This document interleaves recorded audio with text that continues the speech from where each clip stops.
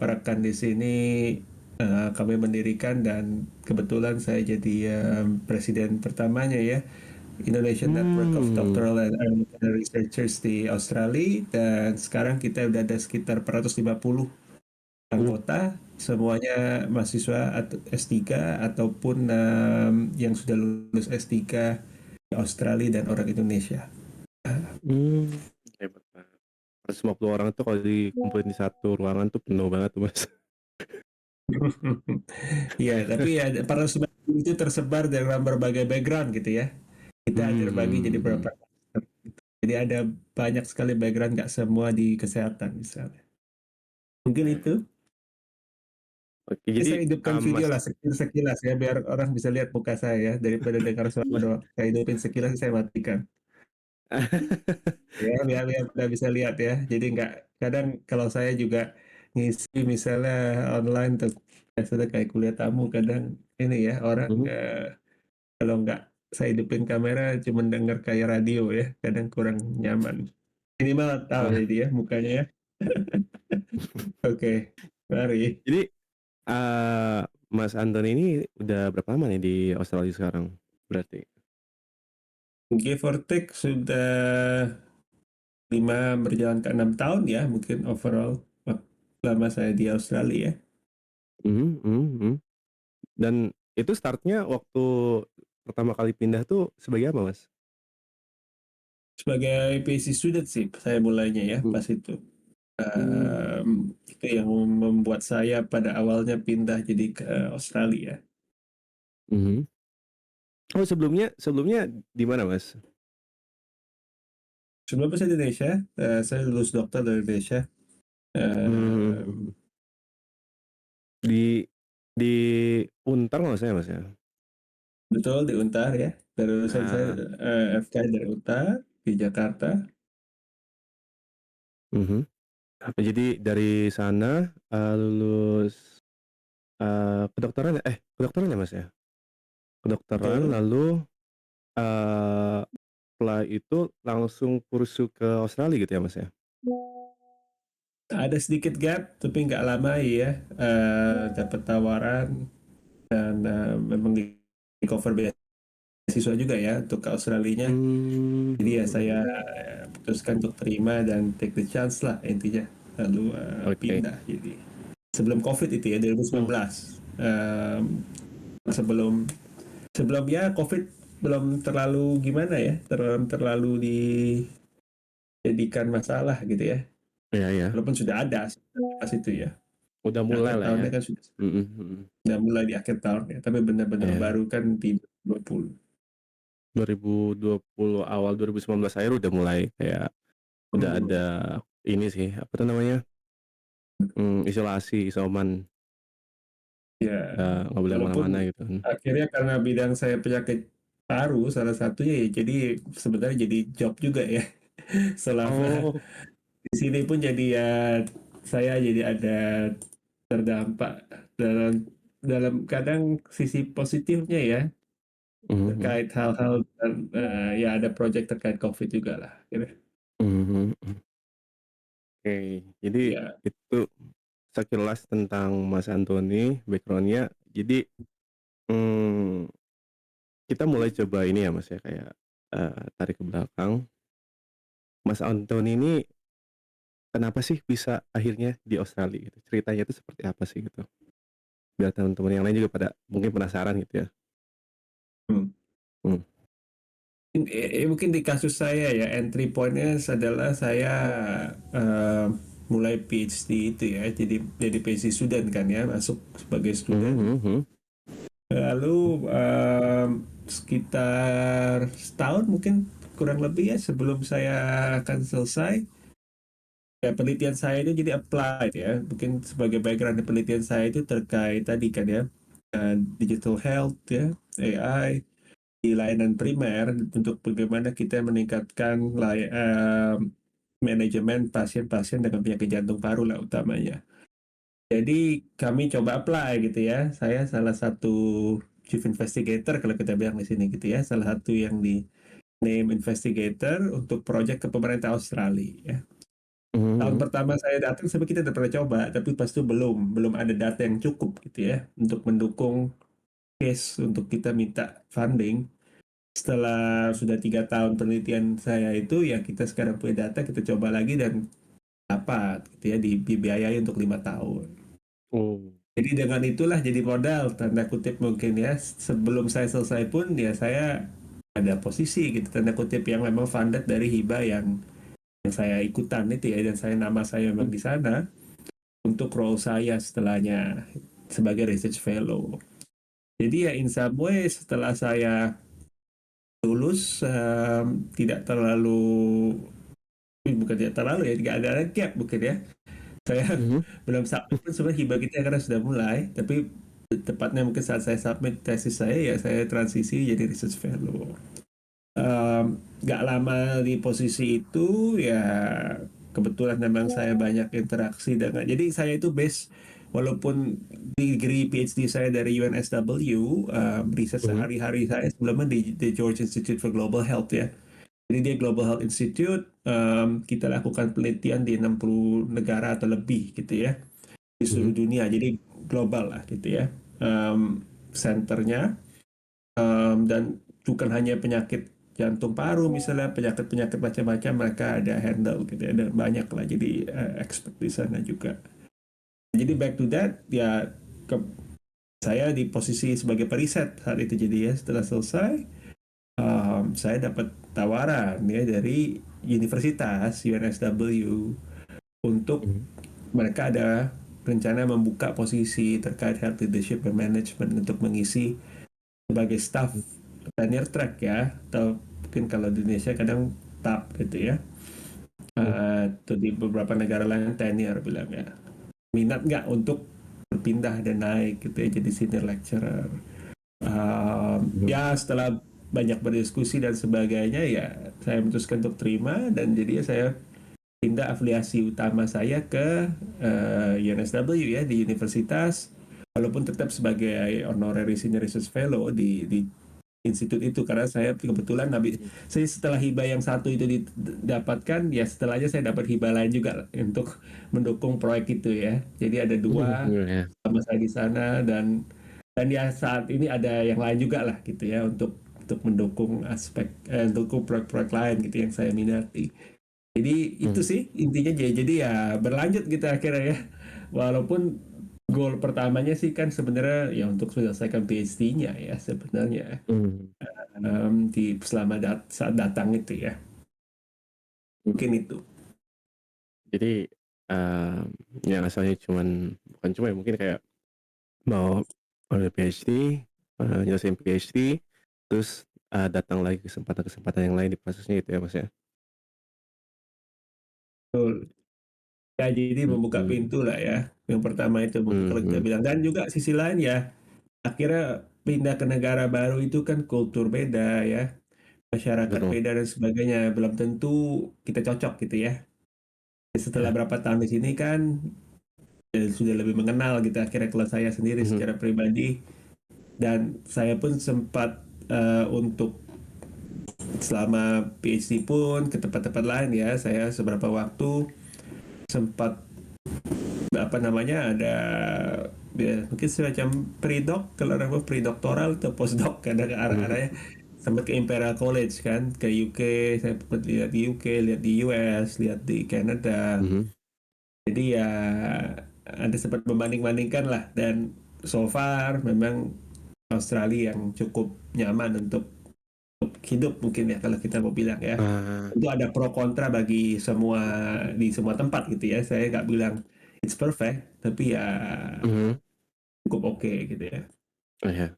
Ini, Masnya udah kayak nyobain ke tempat lain juga, tapi alasan terkuatnya gitu ya, dan kenapa sih, apa momen apa yang merasa kayak Mas Anthony itu ngerasa, "Kayaknya gue pengen di Australia aja deh," gitu? Di mana sih, Mas? Kayak kapan gitu momennya itu? Hmm, mana ya? Eh, Maybe not an exact moment, tapi ya in some ways ya, ya mungkin I would argue ya so far ya Australia has been good to me gitu ya. Dan banyak opportunity ya yang dan banyak hal-hal yang saya minati ya cukup didukung dan diberi fleksibilitas untuk saya lakukan gitu ya. Jadi ya Hmm. tentu itu appealing untuk lanjut. Dan kedua, ya mungkin dengan ya I think to be frank dengan situasi dunia saat ini ya relatively Australia cukup stabil ya dan cukup bebas Hmm. aktif juga dekat dengan Indonesia dan saya juga terus ada terpikir kalau saya sedang di sini kan gimana contribute back gitu ya. Tentunya makanya kita membentuk Indra itu.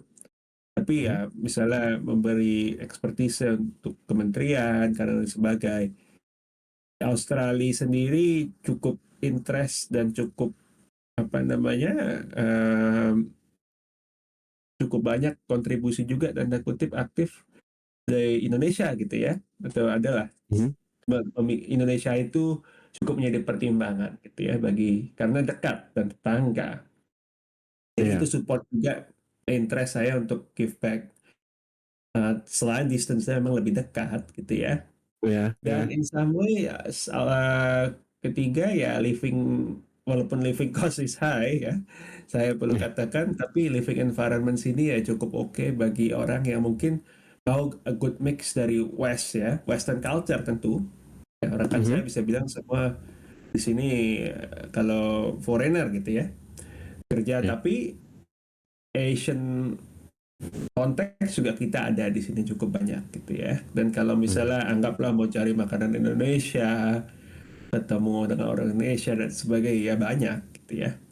There is a lot of them dibanding misalnya di negara-negara lain ya. Kalau kita bilang yang jauh misalnya sudah ke Europe ataupun US misalnya, itu juga ada pockets ya, tapi not so much, not as much. Selain itu juga weather ya. Weather kita di sini Mhm. nggak terlalu ekstrim. Kalau di UK itu cukup ekstrim, misalnya pas sana kalau winter bisa 2 minggu kita nggak ada lihat matahari ya selama di sana. Iya, Contohnya. lama Atau banget. kalau di Boston misalnya di US ya membeku gitu ya. Mhm. Freezing. Mmm. Minus berapa, turun salju. Ya itu tentu ada Mhm. aspek-aspek pragmatis lah kalau itu ya. Yang Mmm. jadi faktor juga akhirnya gitu kan. Saat Mmm. kita mau pindah ya dan ya mungkin nggak siapa yang bisa bilang permanen nih tapi untuk long term gitu misalnya ya atau mid term. Mungkin itu. Oke. Jadi, intinya sekarang udah cukup nyaman lah di Australia gitu, dari sekian banyak tempat yang udah pernah datangi, udah pernah, coba tinggal juga di sana gitu ya, Mas, ya? Memang, Ya, in general ya. eee mhm, mhm. Oke, BTW ini aku mau ngingetin dulu buat teman-teman semua yang punya pertanyaan, boleh langsung aja drop your question ya. Nanti kita bacain di akhir, acara ya. Oke, oke lanjut lagi. Oke jadi, udah ngerasa nyaman sekarang di Australia juga gitu kan, udah cukup lama juga ya Mas, kayak 5,5 tahun itu ya? 5,5 tahun, Ya 5 tahun lebih. heeh, terus tadi tuh apa sih, udah kenapa saat itu Mas tuh akhirnya giving in kayak, "Ya udahlah gua, milih aja deh di apa, kayaknya nggak apa-apa jadi senior lecturer," gitu, karena sebelumnya kan di ini ya Mas, ya, di apa, di George itu ya, Ya, Business George Institute. Institute, Ya, George Institute itu boleh kan, sendiri research ya. heeh, Boleh sebenarnya research. pertimbangan besarnya itu apa sih Mas, Ah, waktu itu? ada banyak faktor ya juga Mhm. ya kalau soal itu. Tentu saya sudah menimbang juga. Antara lain ya mungkin satu bagi yang saya nggak tahu di audiens ini splitnya bagaimana sekarang ya. Kalau audiens itu split, kalau ada yang periset dan periset di luar negeri, cenderung Mhm. posisi periset itu sangat terhubung dengan hibah ya. Jadi Mhm. kita itu link to grand cycle. Selama ya saya sih hibah sebenarnya tetap jalan gitu ya untuk berapa mungkin 4-5 tahun ke depan. Cuman cenderung tidak continuing ya, tidak tenure kalau di Business Institute. Jadi Mhm. kita pikir long term misalnya 5-10 tahun gitu ya, kadang nggak terlalu praktis untuk di Business Institute. Walaupun ada orang ya, saya kenal kok kolega saya beberapa jadi Business Institute 20-30 tahun ya. nggak ada Mhm. aja lah intinya kalau kita apalagi ya the cutting edge dan research aktif. Tapi Iya. itu satu hal ya. Dua, tentu ekosistemnya lebih tight ya. Dan mungkin itu sometimes Mhm. it's good karena kita hanya benar-benar fokus medical research di institut itu dengan orang-orang di sana. Sedangkan di universitas itu universitas lebih besar ya.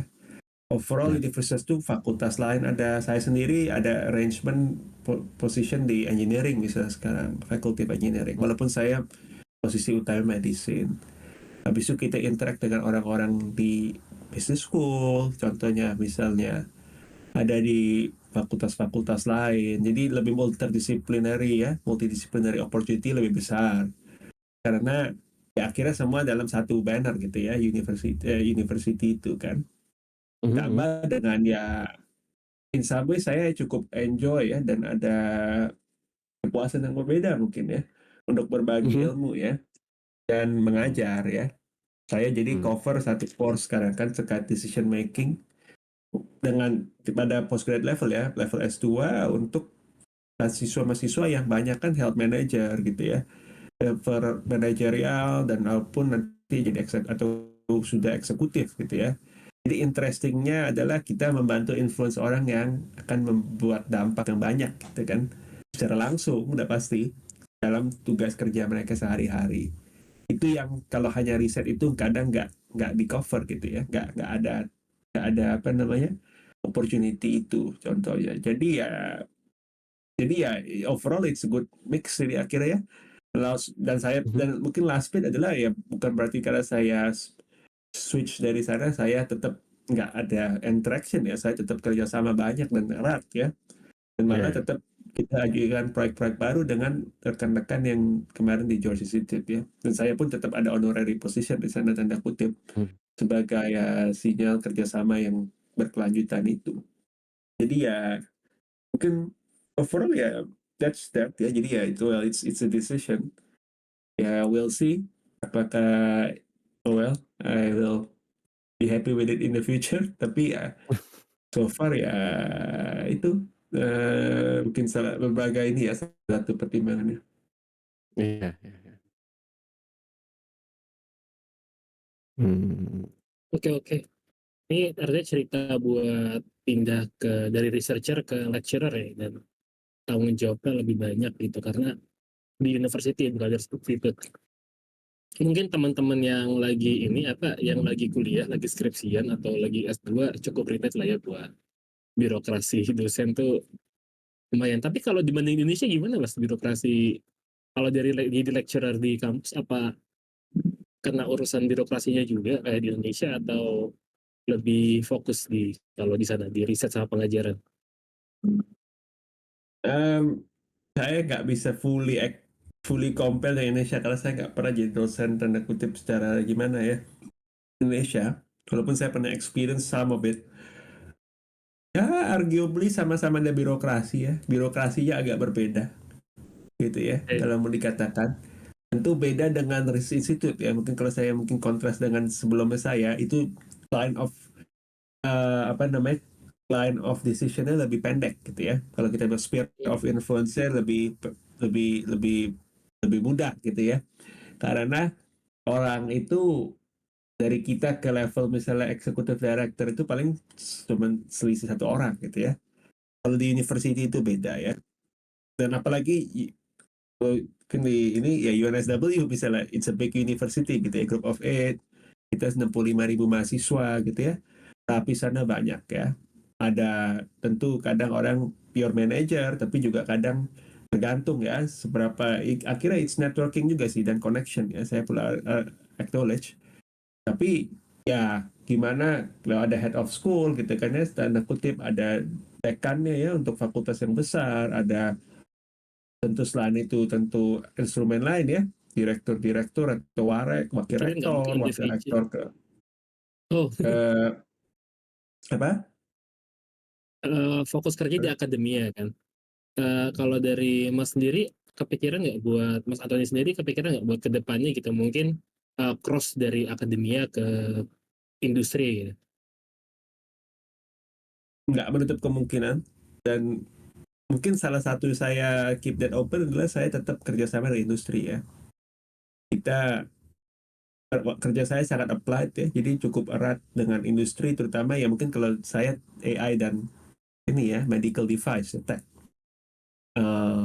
Dan cukup cukup banyak jadi kerjasama aktif dengan mereka ataupun development yang baru gitu ya, development baru untuk kita uji dan mungkin nanti jadi spin out gitu ya.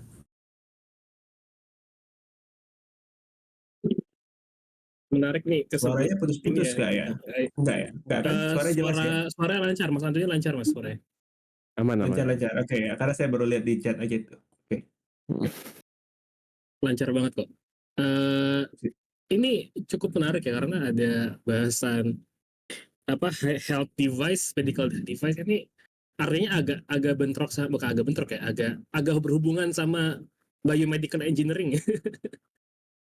Masih gimana? Betul, Ini ya betul, itu betul. personal sih. Saya kebetulan anak elektro Mas. Jadi agak tahu sedikit juga. Oh, oke. Ya, ini pas banget karena saya lagi apply sekarang antara lain ada grant dengan ya profesornya di electrical engineering dan ada yang mechanical engineering, ada yang bioengineering. Mhm. Jadi ya interdisciplinary ya. Dan itu the way forward sih mau di akademia maupun industri untuk membuat inovasi baru cenderung perlu interdisiplin sekarang sih. Di single Ya, disiplin bisa tapi itu sudah sangat sulit ya. ya, Dan akhirnya pun nanti di ujung-ujung juga kalau mau di spin out ya perlu other expertise ya. Jadi interesting. Menarik. Nah ini agak bridging ke topik berikutnya, artinya kan buat yang di domain Mas Antoni sekarang nggak harus di kedokteran ya, atau di spesialty di medical, bisa yang Hmm. related gitu. Nah kalau misalkan scholarship opportunities kalau lanjut ke Australia sekarang gimana sih Mas buat bidang-bidang yang berhubungan gitu? Oke. Tergantung bidangnya ya. Tapi antara lain lagi buka Australia Awards sudah mau tutup sih, tapi masih buka setahu saya ya. Itu Hmm. one. Australia cukup generous ya. Salah satu pemberi overseas development assistance paling lumayan untuk Indonesia jujur. Jadi have a look. LPDP tentu. LPDP juga especially ada kerjasama dengan beberapa universitas. Jadi skema-skema khusus. Misalnya kalau UNSW ada UNSW LPDP Scholarship, Melbourne juga ada setahu saya contohnya. Jadi ada skema-skema khusus. Dan kalau untuk terutama yang mau ambil, anggap ya ini saya lebih spesifik lagi ke yang lama S3, universitas-universitas di Australia juga ada scholarship. Saya sendiri ke Australia dengan scholarship dari kampus ya, sort of like a beasiswa rektor gitu lah ya, beasiswa agak beda ya, lebih generous mungkin dibanding yang biasa, tapi saya jadi nggak ada dibiayai misalnya kayak LPDP gitu ya, jadi ataupun beasiswa dari pemerintah, jadi ikatannya berbeda gitu ya, lebih terbuka untuk kita kalau setelah selesai ingin yang kita lakukan, yang kita inginkan gitu ya. Jadi universitas-universitas semua ya, yang terutama yang besar-besar apalagi ada, dan itu biasanya dua macam ya.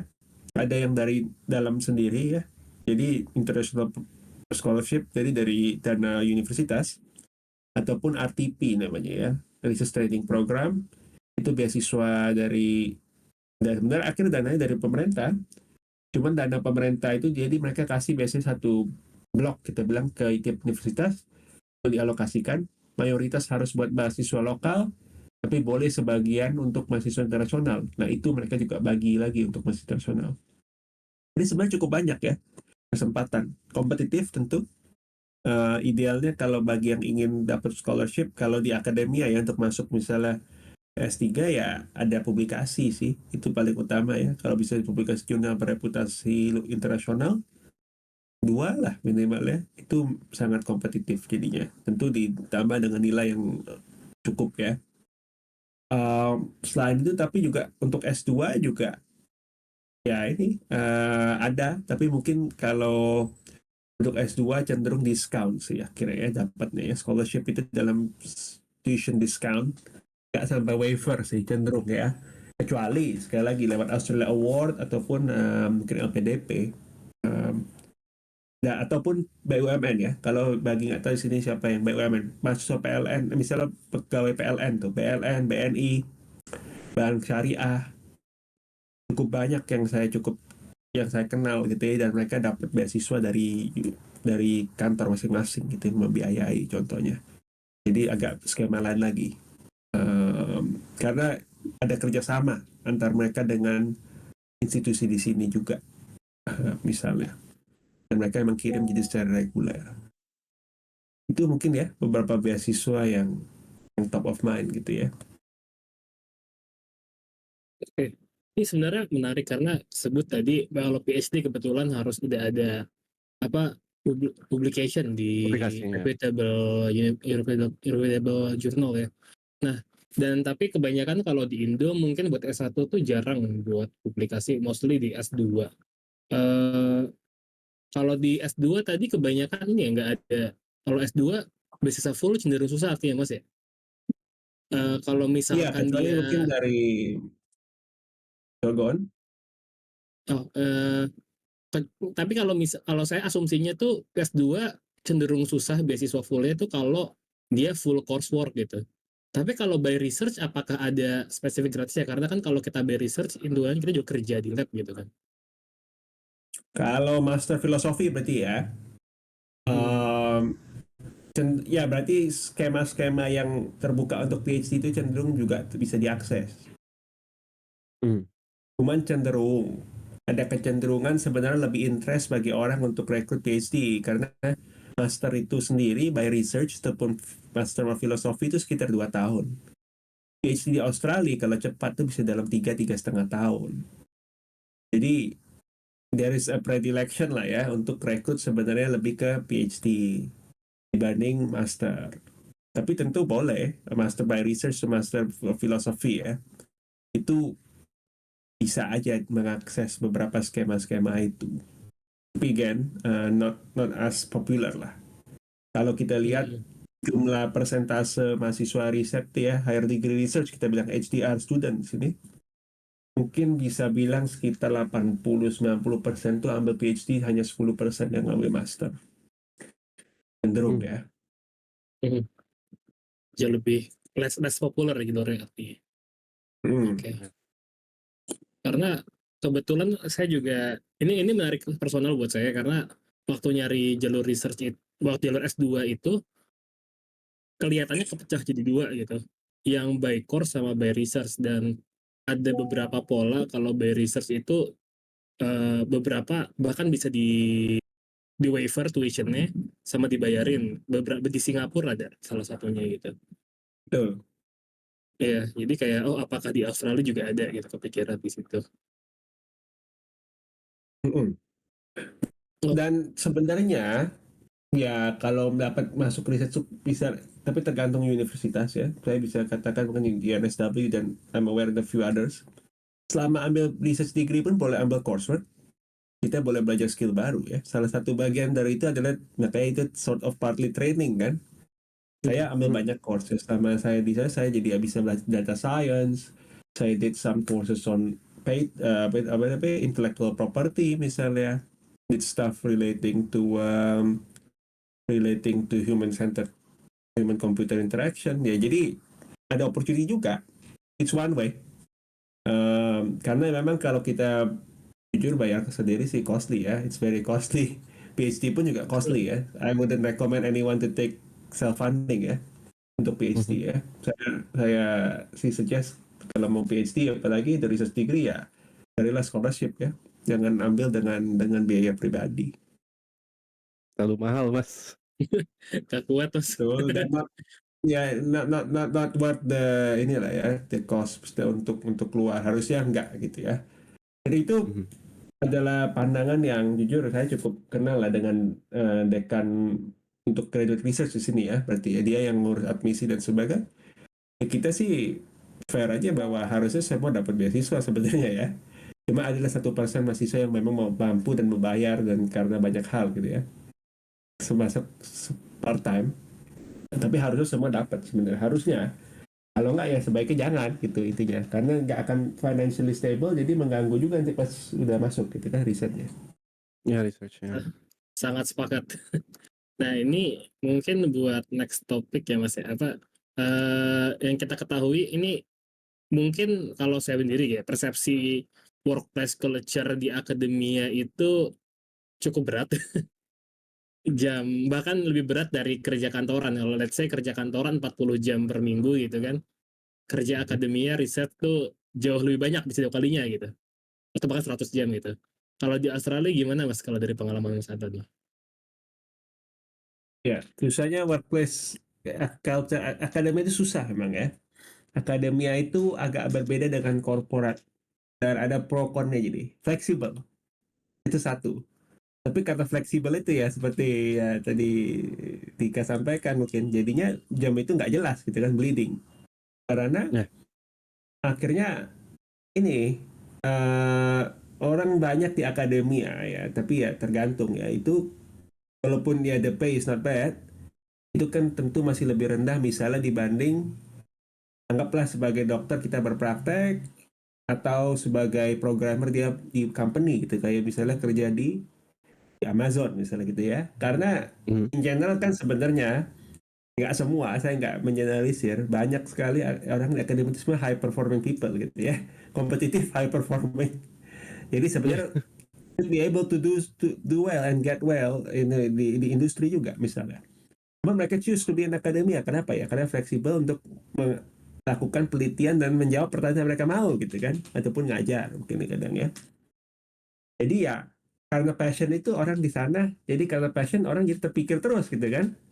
Saya baru Iya. nanti jadi teringat, saya nonton film sekali di Jepang gitu ya. Di Jepang itu Hmm. mereka makanan sangat top gitu ya. Tokyo misalnya terkenal high quality dan sebagainya. Karena apa ya? Mereka 40-50 tahun fokus untuk masak sushi, misalnya cuman ya, atau masak ramen. Karena Hmm. mereka seek itu, passion mereka itu. Ya same dengan akademia. Tapi akhirnya memang problem besarnya adalah itu, mereka bleeding time itu. Kita kerja lebih, kerja enggak. In general sebenarnya aturannya kita itu kerja 35 jam seminggu. Aturannya ya. Kontrak kita itu, enterprise kontrak kita adalah segitu, dan theoretically no one can complain gitu ya kalau kita lebih. Dan I will say ada kok rekan-rekan dan banyak orang yang seperti itu juga. Pas saya baru mulai, tergantung manager, tapi I will say this is depending on your place and your manager. My place, mereka komennya adalah ya intinya kontrak, your contract is 35 hours per week gitu ya, minimal kamu lakukan itu, kamu lebih boleh, tapi kita nggak bisa maksa. Intinya kamu sesuai itu aja minimal. Ada tas-tas yang minimal yang misalnya saya perlu pegang satu course a year gitu ya, saya eksekutif program, ya saya jalanin. Riset saya yang udah ada ya nggak apa-apa, cover aja. Saya itu kalau mau lebih ya itu is our own ini ya, akhirnya interest, dan memang ya arguably our own passion, dan it's a competitive environment mungkin ya. Tapi ya it's more of that daripada, setidaknya kalau di tempat saya saat ini ya, daripada kita ditontonin gitu ya tanda kutip, dan diperhatikan gitu terus ya, masuk kan Iya. si Mayer gitu kan ke kantor, mana dia nih kok belum 40 jam nih, nah, gitu kan, ya nggak ada yang akan gituin kita gitu ya. Jadi ya itu problem problem dan positif juga gitu ya, tergantung lihat dari segi mana gitu ya. Tapi ya itu sih mungkin situasinya ya di tempat saya dan di banyak tempat sih di sini. Beda dengan industri. Kalau industri itu di sini cenderung timesheet ya. Timesheet itu sangat penting ya. Mungkin di Indonesia juga, mungkin bagi yang di korporat. Ya intinya jam per jam kita harus melapor. Kita harus catat. Ya Iya. jam 1 kita makan gitu kan. Ya nggak, harusnya setengah jam gitu. Balik lapor. Kita udah lihat laporan X gitu. Kita bikin laporan Y. Iya. Tentu ya rewardnya lumayan ya. Apalagi kalau udah mid karir lah ya. Tapi ya bedanya itu dibanding uni nggak begitu sih. Tapi ya dia ya kontranya itu nggak jelas jadi kadang work hour-nya. Iya. Mungkin itu kalau menjawab Dika. Ya, sangat menjawab. Iya. Tapi Itu artinya setuju sih. Itu gimana ya? nggak, maksudnya kayak kalau misalnya di corporate jobs gitu ya kan, kayak clock in clock out-nya itu jelas gitu kan, kayak lu harus kerja segini dan memang ada working hour-nya kan. Cuman baik lagi kalau misalnya kita ngomongin soal fleksibel, working hour-nya fleksibel ini tuh kadang malah banyaknya lebih nggak sih? Biasanya ending itu malah Ya, kelebihan. Ya. Tapi kalau misalnya research mungkin karena passion kali ya. Jadi kayak kebawahnya enjoy aja karena kan ada ini ya, kayak ingin memenuhi curiosity gitu. Kayak ini gimana nih gitu. Ada yang pengen diulik aja terus gitu. Karena memang ada fasilitasnya juga kan, kayak lebih mendukung juga gitu. Aku rasa. Iya, intinya gitu sih. Ya, asal jangan burn out. Jadi ya self care penting ya. Dan ya kalau kita jadi manajer kita care kita punya tim gitu ya. Tapi ya betul. Ya intinya I mean this is the other anecdote ya. Someone else juga nih udah very senior ya. Ya salah satu pendiri institut yang saya sebelum ini di sana. Very senior person. Kita pernah guyon ngobrol lah gitu karena saya cukup kenal. Dia bilang, "Oh, orang tanya, apa sih kritik kamu udah sekian hebat untuk work life balance ya kan? Semua kan bilang work life balance ya nggak? Mau work life balance Ya, kan? Tapi jawabannya apa? Saya sih bilang nggak ada work life balance, saya work aja terus. Tapi dia bilang work saya life balance. enjoy. Dia merasa Ya, ya work balance akhirnya kan. Dia merasa yang dia lakukan itu mengubah ya impacting lives gitu. Memang sih improve ya, policy ya ganti care dan sebagainya dia merasa enjoy dan itu di lifestyle dia. I'm not saying everyone should do that, tapi ya in that case ya itu it works. Jadi ya misalnya it depends on the person. Itu begitu sudah ada faktor-faktor lain ya terutama dependence dan sebagainya tentu agak berbeda ya. Itu juga perlu take ya. into account. Panggilan jiwa juga mungkin Mas biasanya yang kayak gitu. Udah Ya, itu ya, ini different. ya. Ini it's not everyone ya. Itu specific Iya case. ya. Mhm. Ya, lanjut Tik. setuju banget itu bagian tadi ya. Sayang, tapi menurutnya tetap sih kayak apa? Setiap kalau misalkan tertarik, seenggaknya nyoba ekosistem riset dan jujur kalau saya pribadi masih belum ngerasain waktu S1 sih yang proper gitu. Mungkin nyoba nanti waktu S2. Cocok apa enggak? Kalau nggak cocok balik ke industri gitu kan. Oke. Mungkin ini ya apa?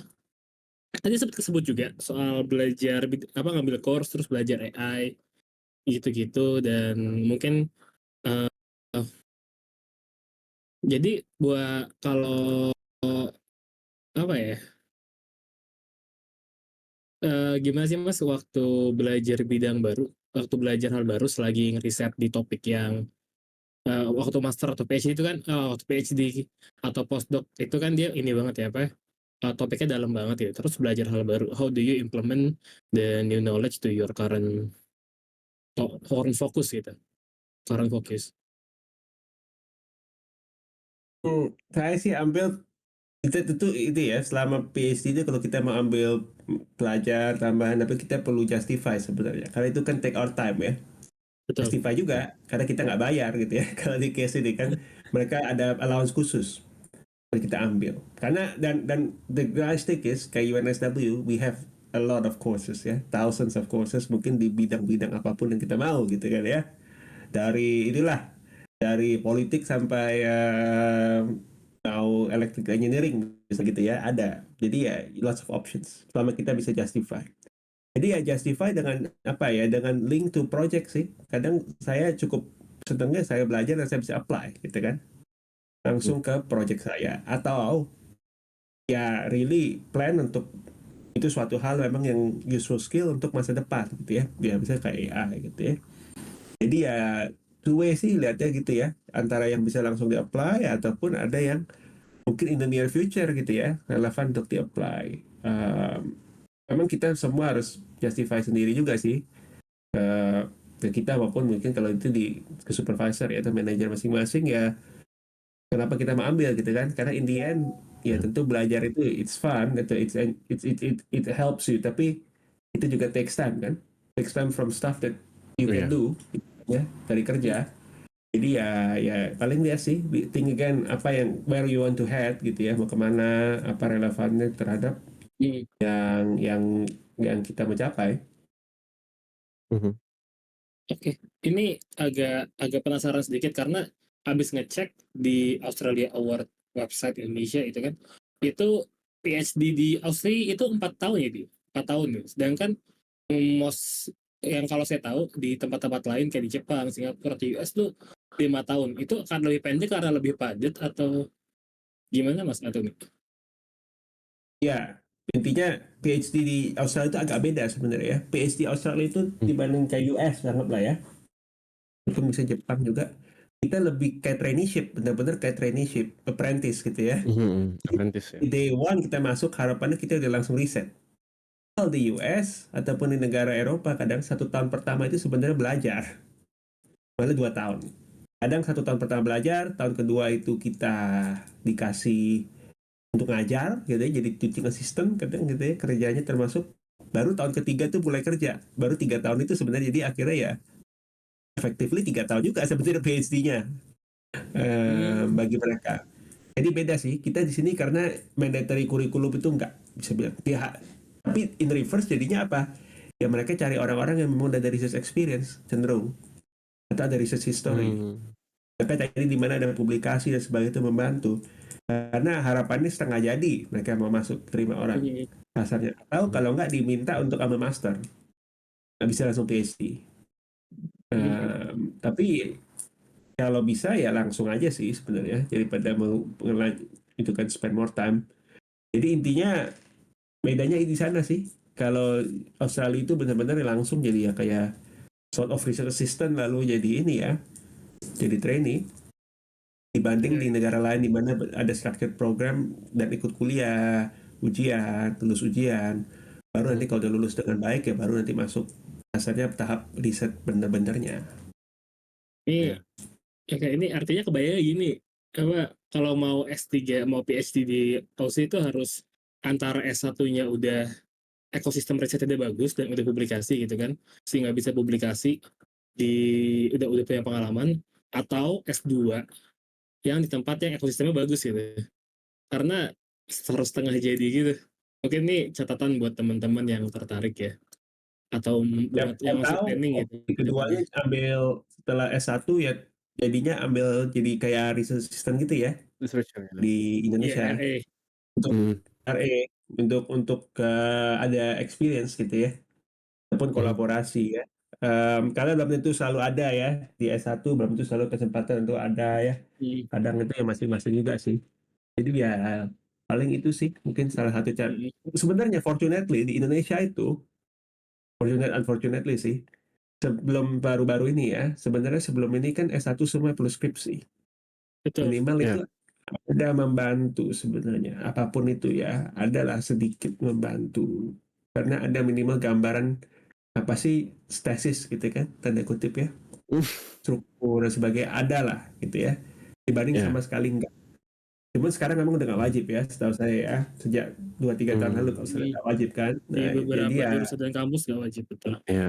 ya, jadi ya itu juga ya beda lagi. Berarti ya perlu cari opportunity untuk belajar dari ini lain ya, dari pengalaman lain. Ini challenge juga sih, apa menarik dan challenging ya karena eh ya saya salah satu yang tertarik juga sih Mas buat apa habis sekarang lagi kerja kebetulan kan. Tapi pengen juga nyentuh akademia gitu buat seenggaknya nyari pengalaman ekosistem riset yang proper gitu kan. Cuman jujur so far belum, antara saya nggak tahu atau belum ketemu gitu. Jadi menarik sih kalau aduh jadi Kalau pengen gitu. kalau di Indonesia memang ini sih, gua rasa ya, apalagi kalau misalnya kalau mungkin di bagian medical gitu ya, Kalau itu medical tuh robust sains banget. Kalau iya medical tuh kan? robust banget gitu. Di Ya, maksudnya kayak universitas. kayak science in general gitu yang lebih ke science gitu agak cukup mudah untuk riset lah ya. Tapi kalau untuk sospol gitu, untuk research gitu sangat-sangat terbatas kalau di Indonesia, To rasa. be honest malah untuk apa namanya, untuk ya ini bias kampus gue sih ya, di UI itu Mhm. di antara semua fakultas malah FKUI itu paling rajin buat publikasi. Iya iya Rajin iya. buat dan apa, anak-anak S1-nya tuh juga dari awal tuh udah ke arah sana gitu. Ikut Mmm. IMSA dan kawan-kawannya dan emang arahnya ke sana. Tapi kalau di jurusan lain ya itu agak susah aksesnya, dan mungkin di beberapa case yang fundingnya yang kurang gitu kan, kayak di teknik itu juga kurang, nggak sebagus itu lah, nggak sebagus FK.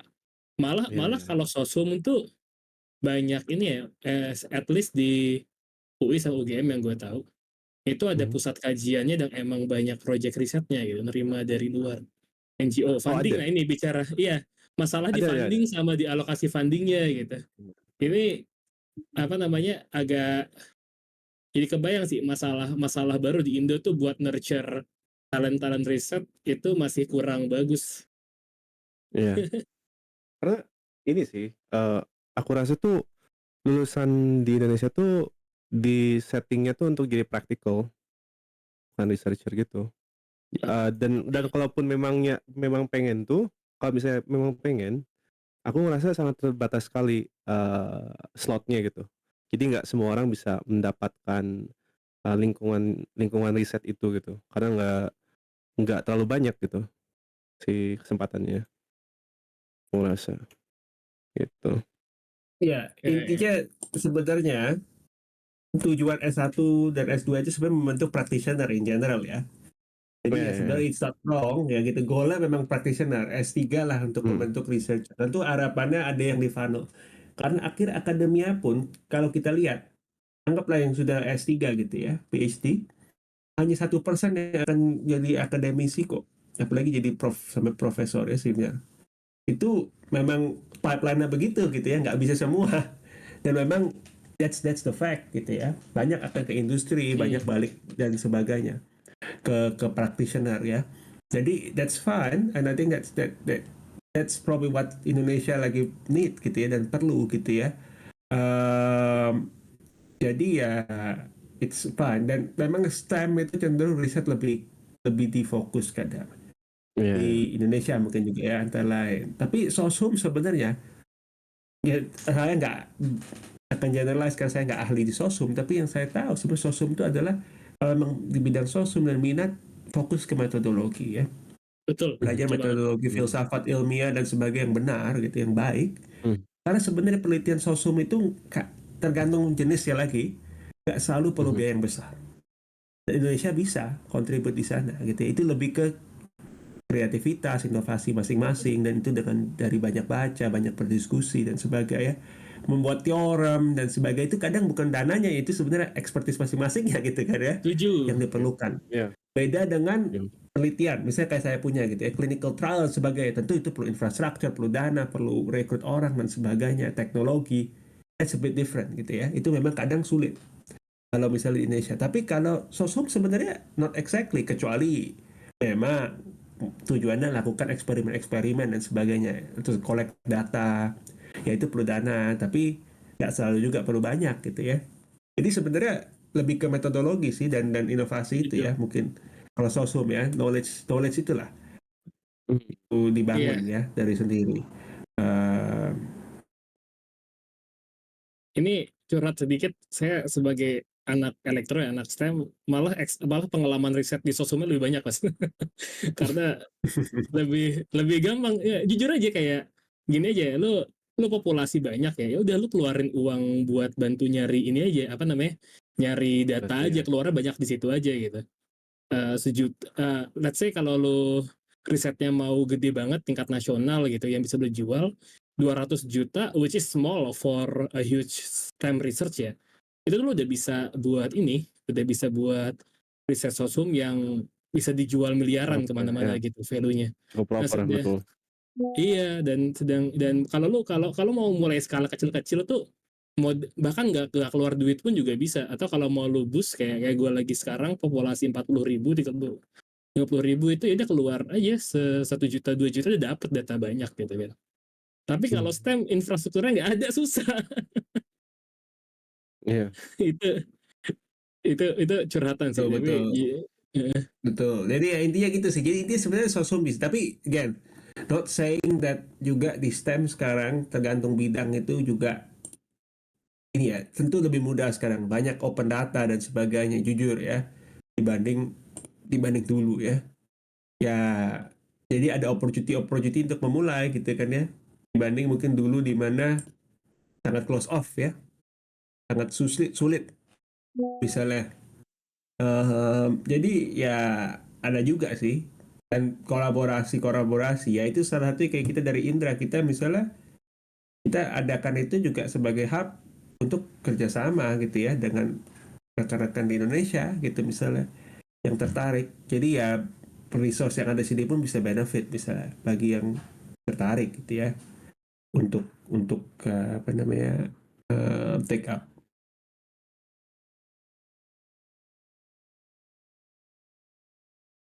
Oke. Ini Ini ini bagaimana kita bridging ke teks topik, Mer? Ini eh, curhatan orang Indonesia. ini jadi Di Indonesia. conversation nih Mas Mas Antoni.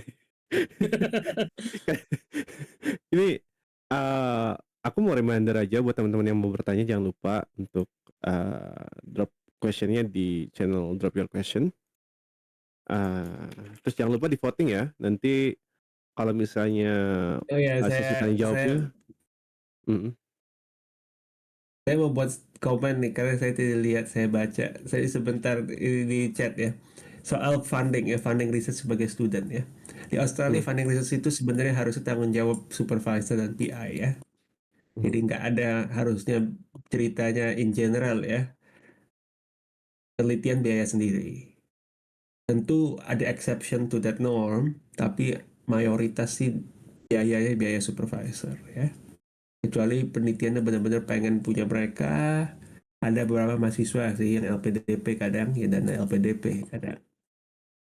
Eh, tapi common practice sebenarnya harusnya tanggung jawab, dan sebenarnya pas penerimaan pun saat kita menerima student kita itu harus menyatakan bahwa kita memang prepare untuk resource untuk student itu bisa lulus harusnya ya.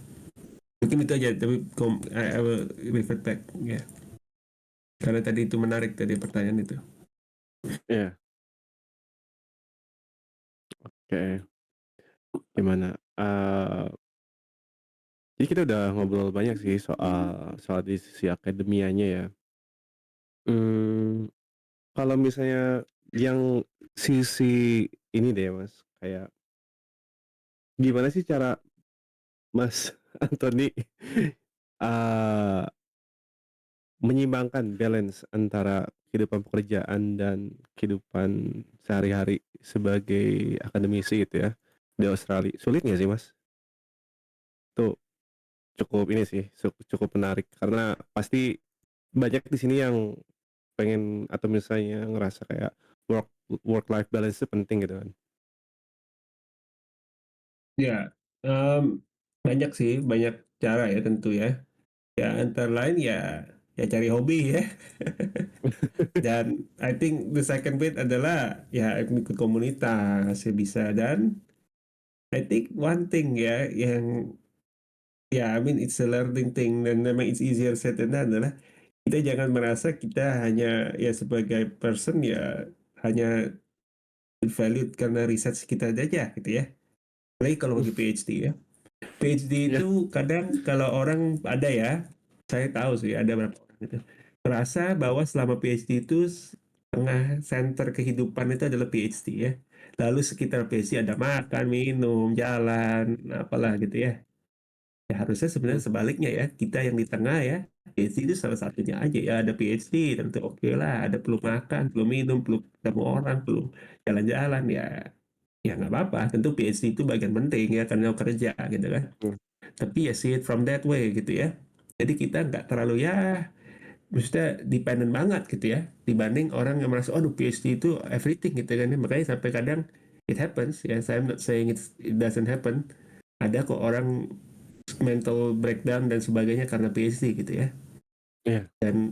Dan ya sampai mungkin ya sampai perlu keluar dan sampai sebagainya, sampai masalah kehidupan jadi terjadi juga karena PhD-nya gitu kan ya.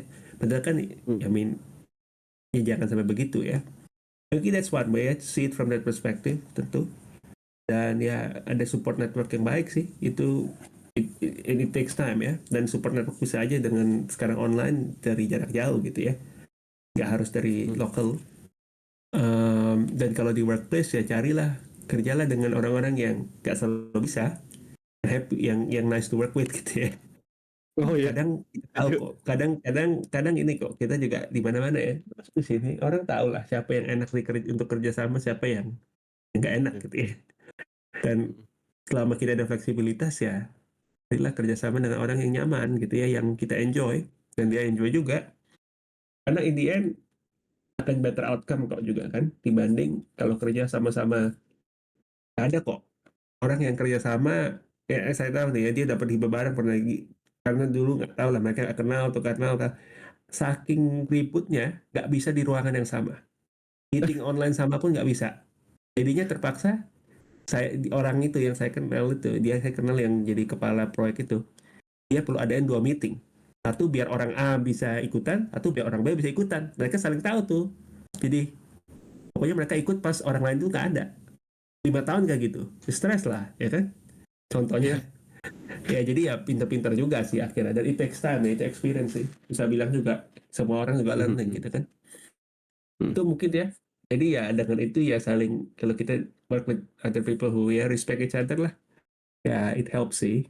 Tentu akhirnya it's back to ourselves juga sih, ya work life balance itu kan dari masing-masing juga ya, Ya. apalagi kalau pada tahap dimana ya sudah cukup, ya bisa kayak misalnya posisi saya ini ya cukup tenure gitu ya, cukup stable, Mhm, ya sebenarnya kan relatively ya, ya dari masing-masing gitu ya, nggak semudah itu lah maksudnya, kecuali orang di posisi yang soft position gitu ya, di mana bisa dengan mudah dilepas atau di fire. Sebenarnya kan kalau nggak di dalam posisi itu ya cenderung sebenarnya itu masing-masing punya pilihan gitu ya, kecuali di posisi itu ya, dan ada tekanan dari atas terkait job itu sendiri, ya memang mhm. itu jadi cerita lain lagi gitu ya. Jadi perlu pertimbangan lain lagi, mungkin itu. Oke, gitu ya guys ya. Jadi Complex question ya, tapi belum ada yang bisa jawab memang itu. In clear apa, Gon? tapi ini ya basically memungkinkan di Australia untuk mendapatkan work life balance, tapi balik lagi ke pribadinya masing-masing individunya gitu ya. Definisi work life balance itu seperti Eh, apa. Dibanding banyak tempat, yes. Ya, jujur Ya, mungkin saya perlu bilang ya, nah ini gini, gini. ya, Orang Australia itu cenderung sebenarnya chill, in ya, general ya. setuju, setuju. Kalau kita bilang, the work hour kita relatif chill. Bandingkan orang Ya. Singapura gitu ya. Saya Oh, kenal kok banyak juga orang Singapura, kerja sama orang ya. US, orang UK. Kalau kita bilang di spektrum, Hmm, orang Australia terkait ya kerja keras sekali dan kerja ya nggak terlalu keras lah ya, hmm, anggaplah gitu ya. Australia itu di arah kerja tidak terlalu keras. Kerja keras ya, sekali itu sebenarnya Singapura dan US bisa bilang. UK itu kayak Europe itu ya. agak di tengah. Hmm, In general, kalau kita mungkin ya, spektrum, Jepang juga mungkin di kerja keras sekali kadang ya. Tapi ya. tentu semua konteks ya sesuai lab masing-masing. Di Australia pun Hmm, kalau lab headnya mungkin orang Jepang ya juga begitu misalnya. Jadi ya tergantung juga ya, kita perlu aware ya. ya. Tergantung lab head Hmm, masing-masing juga misalnya, atau mhm, tergantung kita kerja dengan siapa. Tapi ya dalam spektrum itu yes, orang Australia sebenarnya cukup relatively chill ya. mhm, Tentu juga tergantung industri ya, industri akademia in general kompetitif ya, itu juga sih. Tipe-tipe mhm, orang-orangnya ya type A personality mungkin kalau orang yang tahu kan, yang mhm, banyak yang di sini ya. Jadi ya mhm, itu mhm. drive juga lah, something, some Ya. culture. Ini kalau dari pengalamanku juga memang kalau misalnya dari segi apa ya, nature orang-orangnya, aku bisa bilang kalau misalnya orang Australia itu cukup dekat dengan Indonesia ya. Maksudnya kayak nggak terlalu apa, nggak terlalu ngotot gitu, nggak kayak let's say kita compare sama orang Singapura lah ya. Kita kita cukup cukup laid back gitu kan, sama kayak orang Australia juga mungkin dari pengalamanku. Jadi baik lagi kata Mas Anthony waktu awal bilang kayak di Australia itu memang rasanya tuh mix between West dan East kan, kayak melebur gitu. Westnya tuh ada kayak kompetitifnya tetap ada gitu. Terus balance pekerjaannya ada, tapi tetap juga agak laid back juga gitu kan di Oh, Australia itu. ya, Mhm. kalau mau dibilang ya pasti paling paling paling murah, paling cepat juga. Eh, sorry Mas, suaranya agak terputus agak jauh. Jelas nggak sekarang? Eee, Jelas? masih agak jauh? Jelas? Oh, Sekarang? nah, Better? oke oke oke. Oke, better better better better better, ya. Sorry Mas, boleh diulang lagi? Ya, ya intinya ya, iya memang kombinasi paling lumayan itu ya di sini ya Australia. Ya kalau kita mau Mhm bilang ya terkait interest negara itu ya Australia salah satu yang paling interest terhadap Indonesia kalau tetangga. Kalau kita mhm, tanya orang UK atau orang US, tahu nggak kamu Indonesia? Atau kamu consider Indonesia dalam decision kadang atau apa? Lebih cenderung mhm tidak dibanding ya Australia ya, karena jauh. mhm, Kalau Southeast Asia mungkin agak beda ya, kayak Singapura iya misalnya. iya, Kalau tetangga juga, tapi kalau misal US ya anggaplah US, UK, anggap UK itu misalnya Jerman. Mereka pikirin mhm, Ukraine lah gitu kan, yang lebih close by dan ada case gitu ya dibanding Indonesia misalnya. Karena konteksnya iya, kalau Australia harus pikir Indonesia karena apa yang terjadi di sana juga akan somehow impact gitu iya, kan ya dan ada sebaliknya. impact-nya, mhm, betul betul, oke. Teman-teman, aku mau ngingetin dulu, eee, question-nya, eee, akan kita tutup sebentar lagi, jadi boleh dicek dulu drop your question-nya, kalau misalnya ada pertanyaan yang cukup menarik atau misalnya memang, mau ditanyakan, di-vote up aja, kalau misalnya melihat ada pertanyaan yang udah ditulis gitu, reminder aja. Oke, Dik? Oke. Nah, kita pelan-pelan ini ya, kayak, wind down sambil nungguin pertanyaan dari teman-teman yang lain. Ini gimana Dik? Se menurutku ini sih Mas Andri ini seru banget ya kayak di Australia itu bikin sedikit iri mungkin. Kalau kalau dari ceritanya gitu kayak dari risetnya segala macam tuh, mmm, cukup difasilitasi dan memang kelihatannya tuh Mas Anthony juga enjoy gitu kan. Iya, jujur Bet aja iri. mhm, Iri juga pengen gitu kan, tapi harusnya jadikan semangat gitu kan buat dapetin aksesnya juga gitu. iya, oke mungkin, Iya, mungkin mhm mungkin komen sedikit terkait itu ya. In some ways ya, ya saya merasa fortunate in some ways bahwa tapi juga saya shape sendiri ya bahwa saya ada kesempatan dengan position sekarang ini untuk coba memposisikan dan shape posisi itu sesuai yang saya inginkan gitu ya, Mhm. mhm, yang saya ingin sukai. Jadi ya mungkin itu ya bagi karena kan dimanapun lah ya saya nggak bilang harus ke Australia ya di Indonesia pun ya mungkin kalau ada kemungkinan ya cari posisi seperti itu gitu kan ya atau Betul. job ataupun role ataupun apapun itu ya. Ya, kadang belum tentu ada perfect job untuk yang kita mau gitu ya, karena itu nggak selalu ada. betul Dan kadang memang nggak betul, ada, tapi ya kalau kita bisa ya kita masuk ya kita coba shape gitu kan ya. Tentu dengan kerjasama dan negosiasi dengan ya sekitar kita gitu kan. Agar ya apa yang you enjoy ya you can do more mungkin dan apa yang mungkin tuh orang lain nggak enjoy ya you do more itu ya orang lain do more stuff you don't enjoy misalnya gitu kan. Kalau mhm dalam workforce management ya ya saling specialize lah dikit tapi akhirnya semua kan terjadi happy dan take place nggak selalu bisa dan pasti ada aja yang kita nggak enjoy tapi mhm ya usaha gitu kan ya ya mhm. nggak langsung juga datang gitu maksudnya kan it's rare lah ada sih tapi ya it's rare ya that happens ini tuh Oke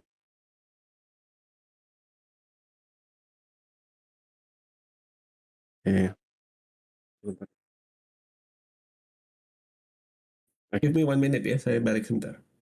Oke, oke. Nah, ini sambil nunggu Mas Anthony balik lagi, eee, udah pada voting belum nih? Biar nanti Mas Anthony balik kita mulai, Q&A aja kali ya, Dik? boleh kita akhiri. Mhm.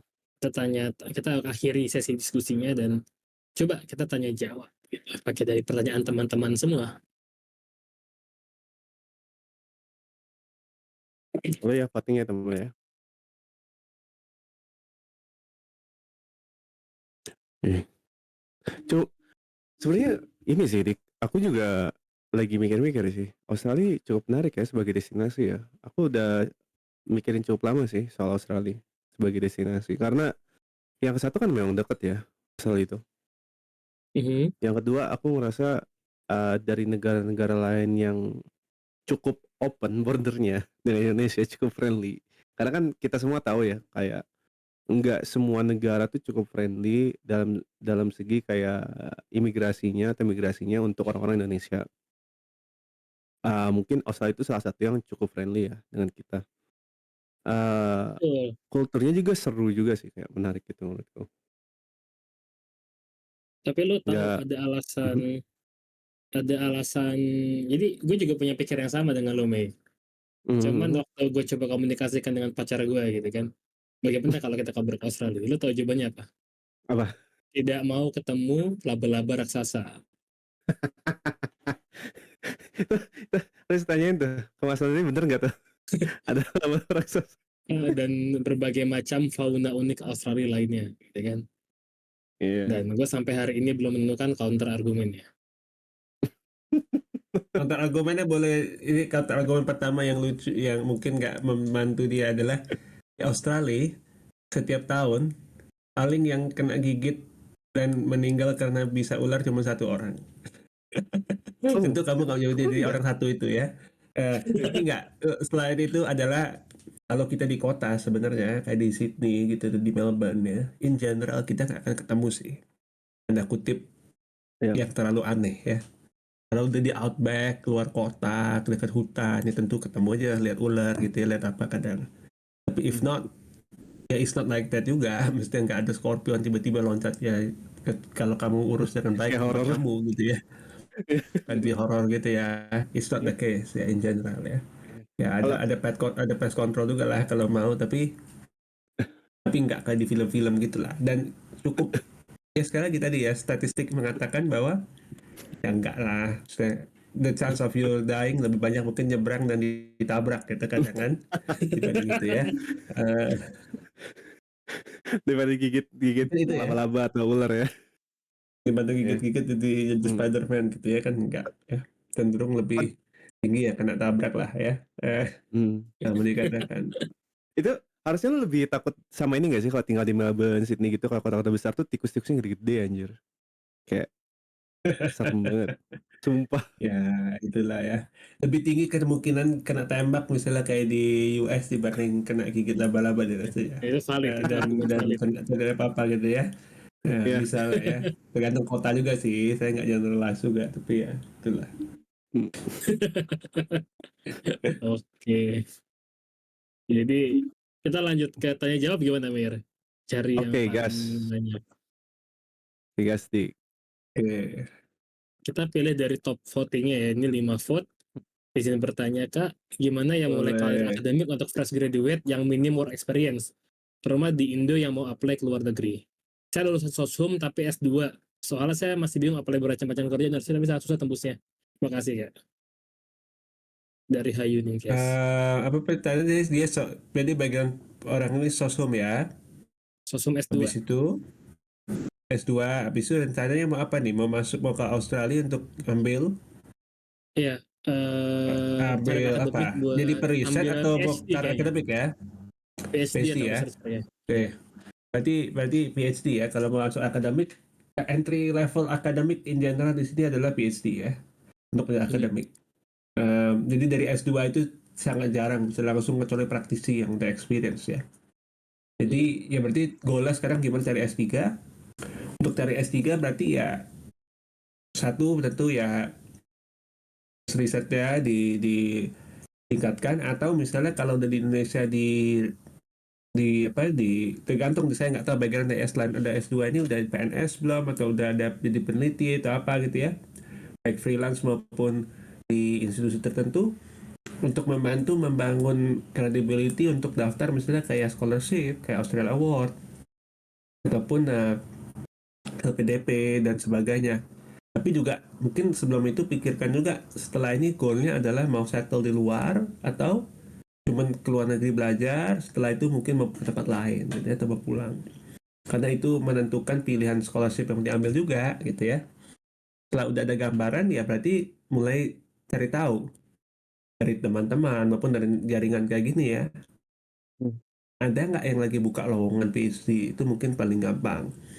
Atau ya buka website masing-masing universitas untuk dilihat apa ya, siapa mungkin ada staff yang meneliti terkait kita inginkan, dan kirimlah cold email dengan proposal, kalian punya CV, transkrip misalnya. Saya pun dapat gitu ya, saya perlu katakan ya banyak sih, bahkan jadi kalian perlu kasih tahu kalian mau ngapain, karena kalau nggak dijawab kadang, tergantung orangnya baik atau enggak gitu ya. Jadi gitu sih, mungkin kalau step-stepnya ya. Karena dengan ada support dari promotor ini cari jalan, bisa beasiswa dalam uni ya, beasiswa luar dan sebagainya gitu ya. Eh, dan kalau nanti dari dalam ya nanti ya banyak chance lah untuk lihat baru opportunity lain gitu ya setelahnya, misalnya kalau satu. Oke, ini aku jadi penasaran tadi buat cari PhD kalau di kompetisi masuknya gimana mas rasionya? Dari berapa pendaftar, berapa PhD student yang terima biasanya kalau di Aussie? Nggak terlalu terbuka ya, itu angka itu agak rahasia, jadi nggak bisa bilang. Hmm, Tergantung skema, tapi misal skema saya dulu ya, tapi skema khusus ya memang ya, karena lebih generous, itu setahun cuma 50 dari semua fakultas di universitas saya. Jadi ya bisa kurang lebih lah berapa persen mungkin ya success rate ya, mungkin less than 10%. eh tapi ya itu skema itu, tapi beda skema beda. Memang success rate tiba di Australia ini adalah nggak tinggi ya, perlu saya katakan. Beberapa skema di bawah 10%. Jadi ya kompetitif memang. Caranya untuk ini sih sebenarnya lebih ke itu terkait tadi, ada history penelitian, ataupun misalnya kalau dapat promotor yang sesuai, kadang bisa aja. Nah, itu yang saya ini dengan kadang beberapa yang potensial ya, lakukan penelitian kecil dengan mereka. Jadi ada link, ada track record yang bisa kita nanti jual saat mengapply untuk scholarship. Karena itu membantu sih, jadi membedakan ya. Karena akhirnya kan jadi perlu pembeda sebenarnya akhirnya ya. tuh. Hmm. Ini gimana nih ya, udah lulus S1 tuh pada bingung. Ini mungkin pertanyaan lanjutan ya buat teman-teman. Kalau kalau yang udah lulus S1 kan agak detach sama kampus asalnya gitu ya.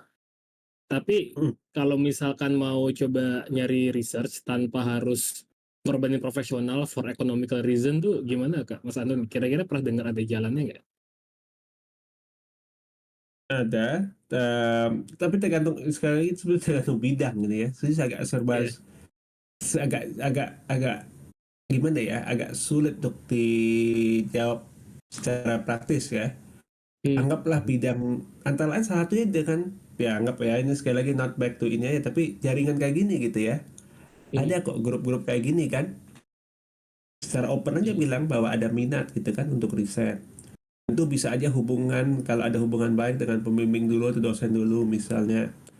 Atau di kantor sendiri ada nggak, tergantung kantor lagi ya, tentu nggak semua industri bisa, tapi anggaplah industri yang korporat, mungkin ada R&D internal, report dan sebagainya, itu pun nggak apa-apa. Intinya itu pun juga helpful gitu ya, memang nggak publikasi tapi itu bisa kita report, berarti it's better than none. Itu pun boleh jadi titik mulai, dan kantor pun senang jadi kan ada benefit, jadi mereka pun dapat benefit. Jadi mungkin itu beberapa ya, ataupun reach Hmm. out lah ke jaringan-jaringan, jaringan-jaringan peneliti ya. Ada ya kalau kita Indra atau I4L gitu ya, ya nggak, itu satu pilihan juga. Jadi untuk cari-cari peneliti-peneliti yang mungkin interest untuk bangun capacity build dan give back ya. In general ya, kadang orang generous kok, saya perlu bilang ya. Itu ya. Maksudnya apalagi ya mungkin sesama dengan orang Indonesia sendiri, kadang ya open kok untuk spend time kasih mentoring dan sebagainya, agar agar bisa bangun skill agar bisa masuk. Oke nih, artinya effortnya masih lebih ya Tapi buat build connection yang lo tadi gitu kan di awal. ya memang mungkin nggak semudah, tapi ya bisa gitu ya. Jadi Hmm, ya ini bisa. tetap tetap tetap ada opsi-opsi lah gitu ya. Ya kalau ada yang mau diskusi mungkin perlu diskusi lebih spesifik ke case ya, mungkin lebih lebih Hmm. baru lebih mudah kasih jawaban. Oke, ini ada sedikit motivasi buat kita seperti Mayer ya. Kalau masih mau lanjut. Nah ini kebetulan kalau saya masih ya dekat sama dosen, tapi itulah harus bener sih apa buat belajar bangun koneksi, udah berani hubungin orang gitu, ngasih proposal, ngasih intensi minat gitu kan, itu skill yang sangat diperlukan seperti untuk saat ini. Setuju. Oke, bagaimana kalau kita lanjut ke next question? Itu Lanjut. udah. Yang pertama, Profesor Mas, aku ada pengalaman di digital transformation health in government. Mengenai peluang untuk perkara DOC, disarankah apakah ada agensis atau LPK yang rekomen kalau dia tech worker? Atau memang harus aktif mencari secara mandiri? Dari Hirokun. Untuk professional position sih saya saranin LinkedIn ya. Make good LinkedIn profile, lihat LinkedIn jobs, cari untuk di Australia. Cenderung mereka publicly posted kok. Kecuali ada kenalan yang baik ya. Yang helpful tuh cuman kalau kita ada kenalan ya, seperti saya kenalan memang orang yang ada di dalam gitu ya. Yang bisa flag kalau ada posisi yang spesifik terkait experience kita. Tapi if not sebenarnya LinkedIn jobs kita cukup helpful. Jadi sarannya ya update dan ikuti gitu ya.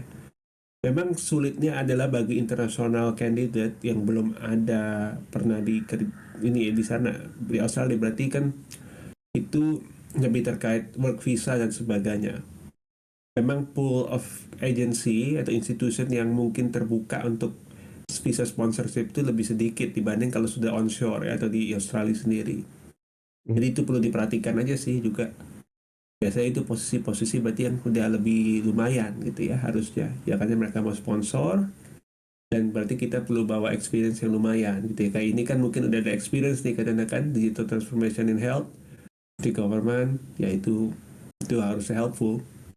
Mungkin itu ya salah satunya kalau mau langsung masuk ke workplace ya. Opsi lain kadang ya orang kerja atau belajar dulu masuk sebagai student untuk nanti cari opportunity. Oke. Ini Mas Hirokun menjawab artinya ya. Apa ada respon? Kalau tidak ada, kita lanjut ke Itu next question. Ada yang enam nih. Salma tuh. Salma, iya. Eh, Halo Mas, mau tanya persiapan studi or work in Aussie. Adakah rentang dana awal yang perlu disiapkan? Lalu untuk residence permit seperti apa pengalamannya?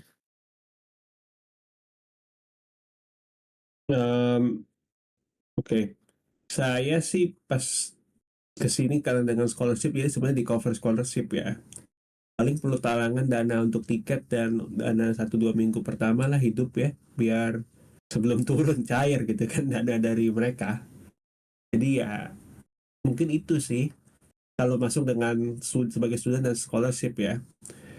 Mereka nggak terlalu masalahkan kadang dana di bank karena ada garansi kita dari universitas. Cenderung ya. Tentu kalau kita punya dana lebih baik, terutama mungkin lebih ke kalau membawa family. Saya lupa ada aturannya kalau family. Perlu ada berapa di bank, mungkin perlu dipastikan ya. Tapi kalau bawa datang sendiri sih lebih ke itu ya, garansinya dari sana, dari scholarship itu sendiri. Kalau misalnya ada, ataupun dari LPDP, misalnya kalau tidak dapat dari LPDP. Jadi cover lebih ke tiket, living cost lah. Living cost itu ya variasi, anggaplah mungkin arguably very minimally ya 5 juta per minggu lah gitu ya untuk awal-awal itu. Yang lama mahal tuh mungkin di tempat tinggal ya, jujur aja. ya. Dan cari tempat tinggal tuh kadang nggak terlalu mudah untung-untungan.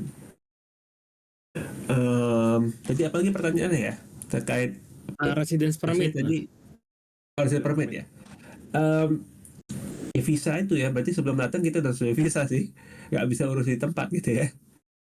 Lalu pertanyaan untuk jadi PR permanent resident mungkin ya pertanyaannya ya, itu tergantung.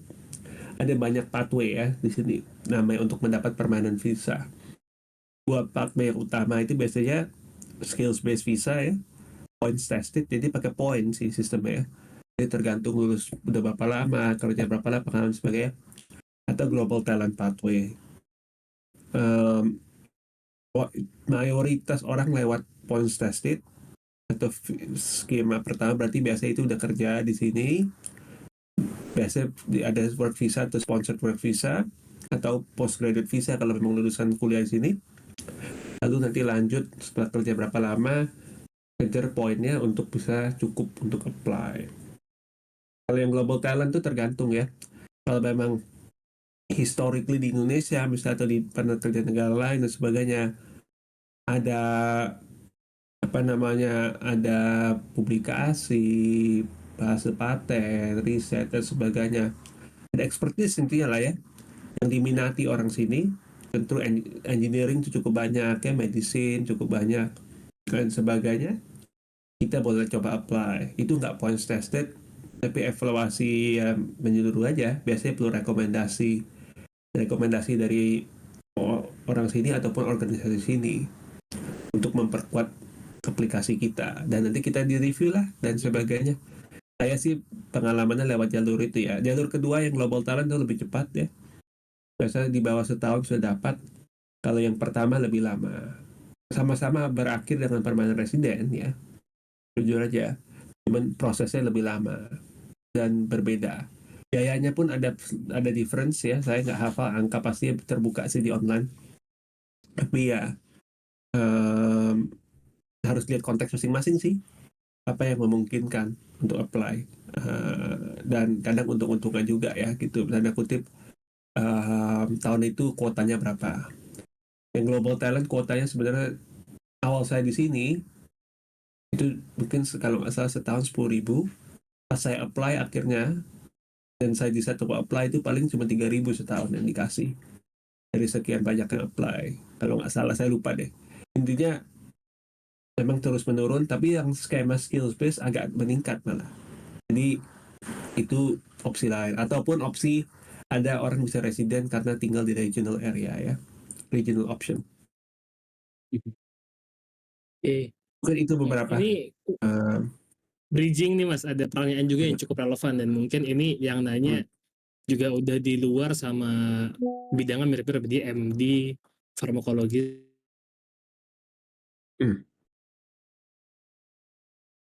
Dik.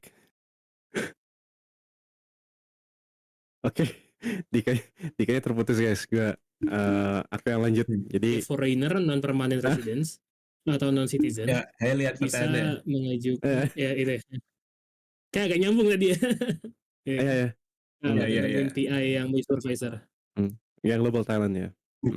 Yes. Oke, saya yang global talent mungkin lebih enaknya saya kirimkan dia punya ini ya, link ya ke persyaratannya ya. Karena jelas sih. Ini ya kuncinya yang statement paling adalah kita harus apply expression of interest baru di two step proses ya.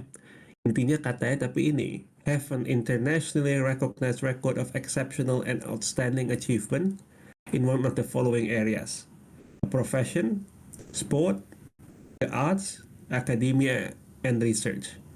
Jadi salah satu dari itu. Intinya kalau kita pebasket atau menganggap petenis atau pemain badminton top kelas dunia ya bisa aja juga. Tapi ya intinya harus memenuhi syarat itu. Gimana kita buktikan? Ya kita harus buktikan. Buktikannya antara lain dengan ya publikasi di jurnal yang sesuai, yang top, ada pendapat hibah, mendapat rekognisi dari luar negeri dan sebagainya. Dan ya itu bisa-bisa aja sih, nggak harus dari Australia, bisa international ini kan award.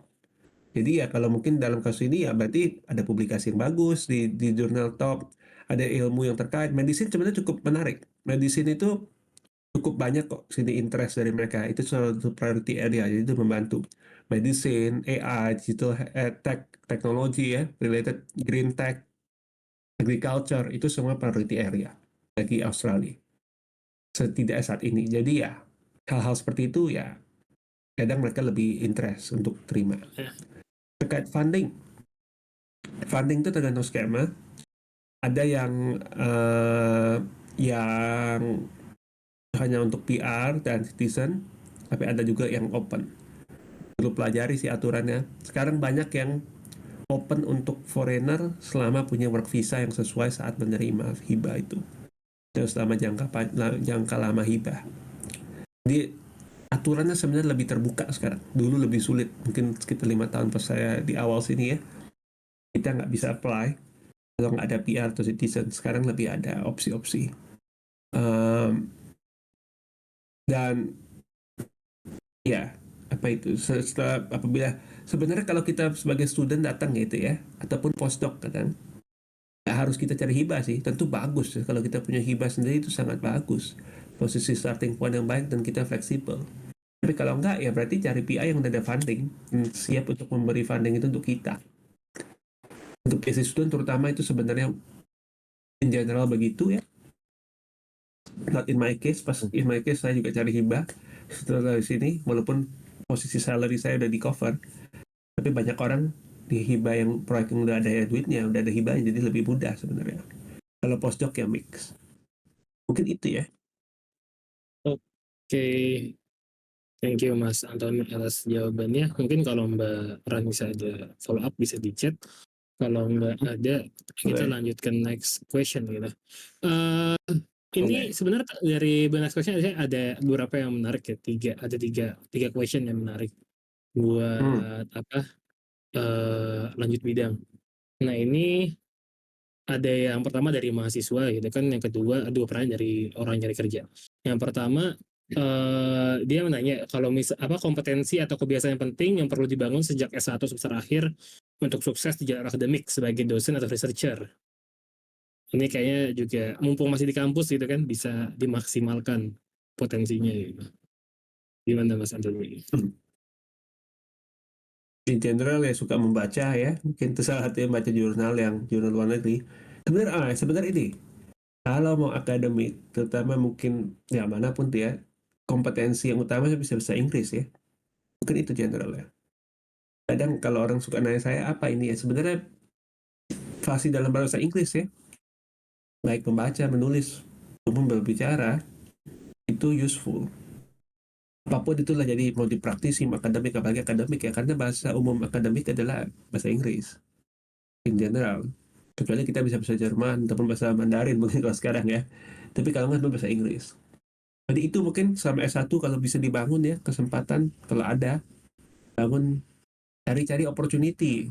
S1 itu kadang mahasiswa itu enaknya, kalau saya ingat dulu, kadang banyak opportunity untuk pertukaran beasiswa, beasiswa singkat gitu ya. Tergantung universitas nih, apalagi kampus Merdeka kemarin kan siapapun bisa untuk ikut-ikut lomba-lomba, misalnya kadang biar ada sesuatu yang kita bisa nanti misalnya mau masuk untuk sampai S3 ataupun S2 ya, untuk ditulis, dan jadinya nanti itu membantu untuk masuk track bisa jadi akademik gitu ya. Selain itu juga komunitas sih aktif, mungkin itu preference saya nggak bilang itu semua ya, tapi itu kadang membantu ya, berjaring ya, kerjasama, belajar bagaimana kerjasama, akhirnya semua itu kolaborasi ya, apapun itulah, walaupun kadang nggak selalu mudah ya, tapi dengan kita ada experience itu selama termasuk dari saat S1 ya, itu akan terbawa gitu ya, pembelajaran itu sih skill gitu kan, mungkin itu ya. Jadi kalau mau bilang biasa bahasa Inggris ya, banyak membaca ya, habis itu aktif ikut-ikut apa namanya kesempatan kalau bisa beasiswa, pertukaran dan sebagainya, lomba yang ada gitu ya, yang di cover oleh uni, karena mahasiswa itu ada kesempatan kadang tuh dibayarin. Dan terakhir ya ini em, apa namanya, belajar berkomunitas, kolaborasi ya. Oke. Nah mungkin itu ya mungkin nambahin sedikit kalau udah semester akhir fokus di riset kalau bisa kualitasnya oke buat dipublikasi nggak apa-apa maksimalin aja lah. Kan kalau semester akhir udah nggak ada kuliah ya jadi bisa banyak side quest gitu buat Betul, kalau memang itu di posisi itu betul. iya ya dan jaga hubungan baik sama dosen gitu. Nah sekarang Ya. lanjut ini dua pertanyaan soal pekerjaan. Yang pertama itu dia Putus ya. tiap dia nanya putus. Saya nggak nangkap itu pertanyaan apa lagi putus. Halo Dik. Ulang ulang Halo, ulang halo. ulang. Ulang ulang Udah ulang udah ulang. balik lagi Ya, belum? Udah balik lagi belum? Udah Udah ya? udah. ya Udah. udah. Oke, jadi ini internet ada nggak stabil nih, nggak tahu kenapa nih. Oke, nah sekarang dia, dia double degree Universitas Indonesia sama Queensland. Nah sekarang Ya, udah kerja di Indonesia full 10 tahun 2015 sampai 2025. yes. Dia nyari jalan balik ke Aussie dan sekarang dapat LOE dari Melbourne. Nah, ditanya ada tips Ya, and trick untuk melanjutkan kerja S2 setelah lulus di Melbourne sebelum student visa kita habis. Nah, ini kayaknya keluhan banyak orang S2 gitu. Gimana dapat kerja sebelum visanya habis terus kedepak gitu kan.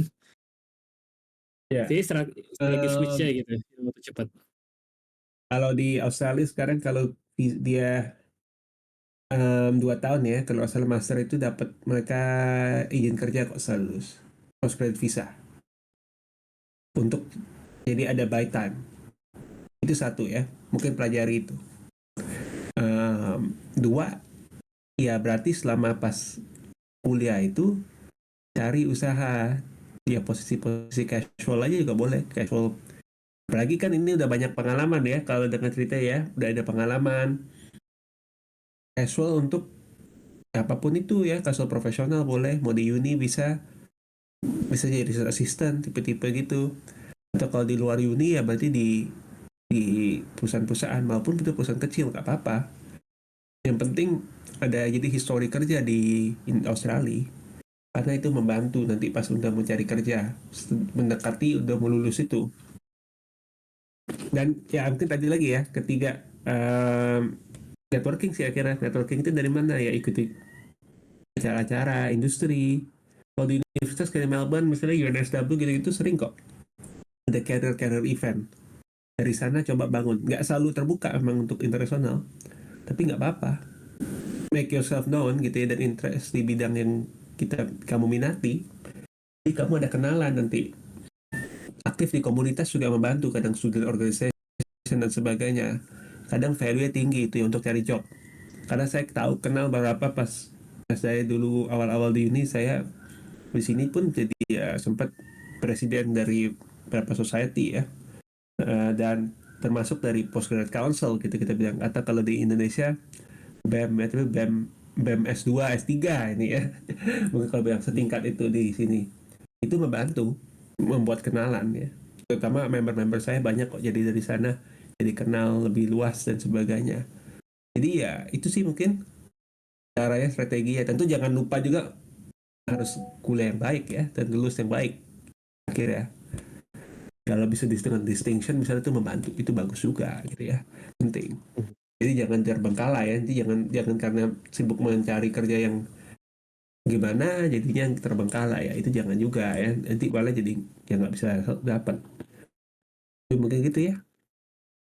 Baik, banget ini ya. S2 jangan S2 aja kalau gitu. Jangan jangan lecture aja gitu kan. Ada set quest di jalan. Ya intinya gitu sih, akhirnya kalau mau lanjut ya berarti kuncinya ya jangan ini sih, jangan jangan hanya apa namanya, jangan hanya ya belajar aja gitu ya, banyak banyak cari ini juga ya.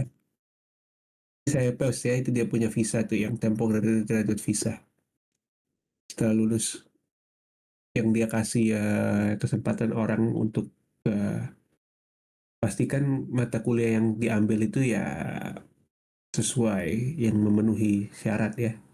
Kalau courseworknya minimal 2 tahun, berarti cari coursework yang 2 tahun. Kalau dengan itu nanti dapat ya dapat dapat tinggal nanti untuk kerja tanpa perlu disponsor. Itu problemnya kadang. Kalau disponsor itu kadang orang males. Ya pasti keluar lagi. Nah, mungkin ini satu lagi Karena yang buat profesi gitu kan. Halo Mas, ada kenalan yang kerja di bidang teknik ya? Untuk yang pendidikan bukan di Australia, seberapa sulit buat dapat kerja di sana? Kalau punya license engineer dari negara lain, apa bisa membantu dapat kerja atau nggak terlalu ngaruh? Terima kasih. tergantung teknik itu luas sih ya. Bidangnya apa ya? Agak nggak, saya bilang license engineer, rasanya license-nya beda deh, perlu dipastikan diakui nggak license sini ya. Mungkin ya tergantung pendidikan apa, kadang entry point orang jadinya ya terpaksa ambil S2 dulu di sini gitu kan, untuk menjadi license, jadi sembari kesempatan untuk cari entry point. Ada sih yang di bidang teknik kenalan saya, tapi saya lulusan sih ini di akhirnya sebelum dia masuk kerja itu kalau nggak salah. Saya coba pikir-pikir nanti ya, kalau ada nggak yang bukan pendidikan dari Australia untuk langsung Kalau nggak salah Mbak seberapa Yasmin ini nggak. di Jepang dia S2 sama ininya engineer. Oke. Ya, nah mungkin Jepang bisa jadi diakui, kalau Indonesia saya nggak tahu ya. Bisa jadi kalau Jepang. Nah, mungkin coba saya lihat ya, ada nggak ya.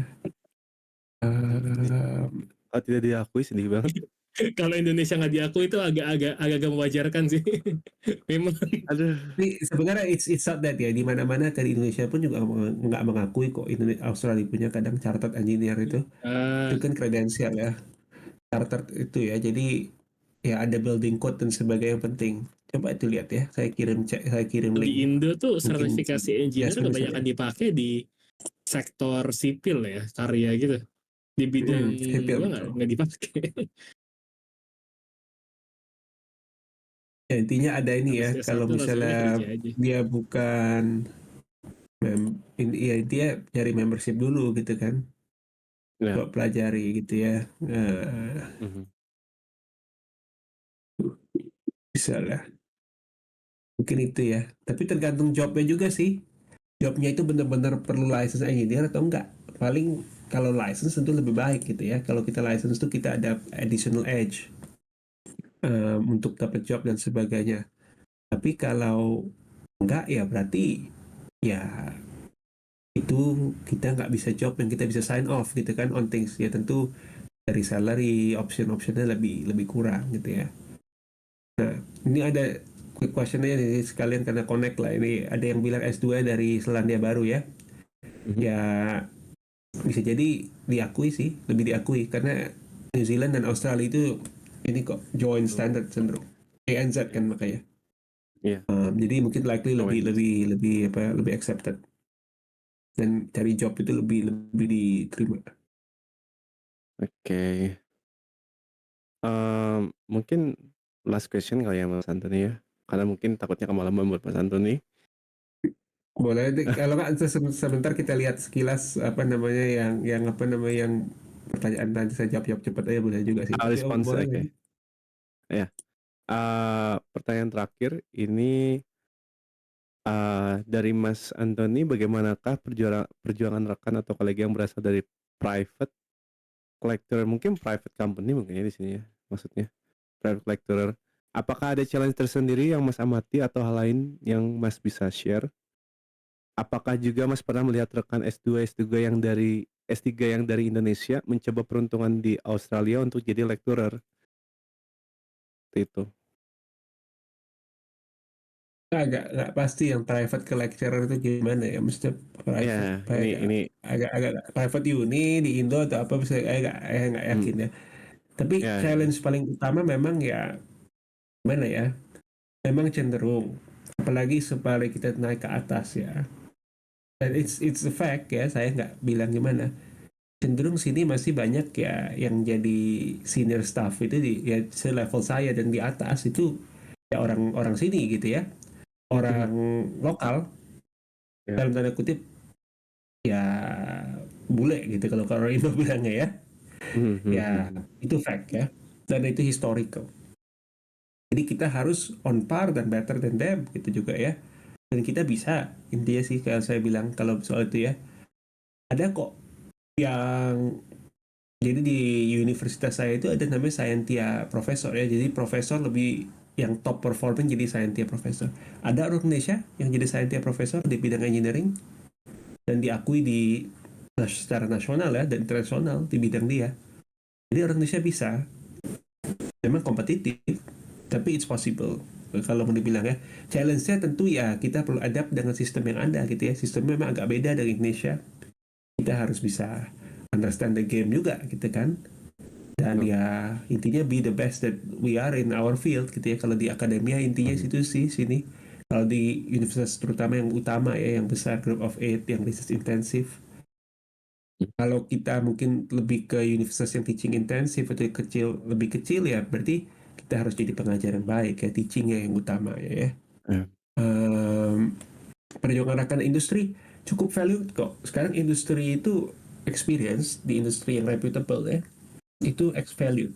Karena increasingly universitas mengerti bahwa kita harus juga relevan terhadap kejadian di masyarakat gitu ya, di korporat. Hmm. Jadi value. Banyak industri juga, tukar industri dari akademia itu lebih banyak sekarang dibanding zaman dulu. Ya, Jadi itu possible. lebih relevan lah sekarang ya Ya. daripada dulu. Hmm. Hmm. Karena Mungkin, ya aku appreciated lah ya.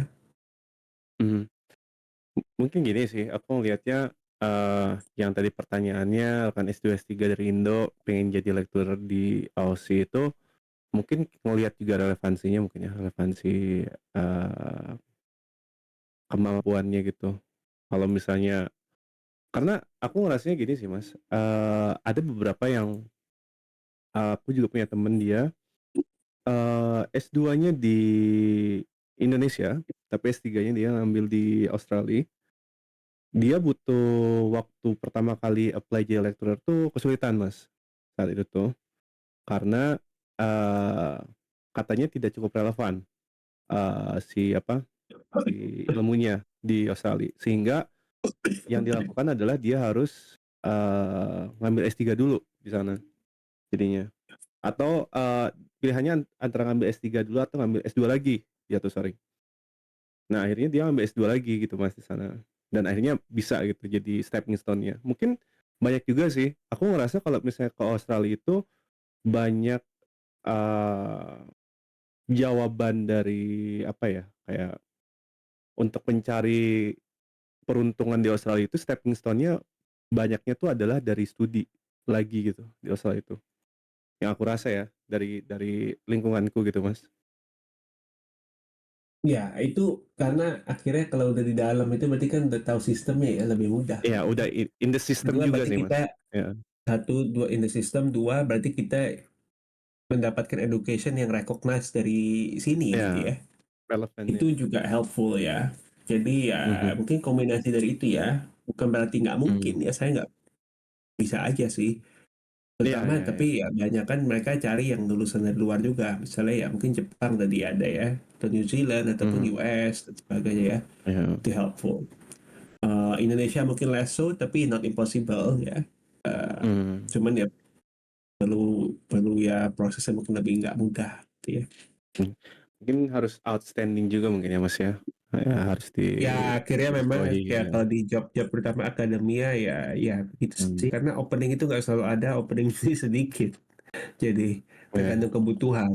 Jadi ya ada mix of ya ahlian kita dengan kebutuhan gitu ya mhm, dan match nggak bisa.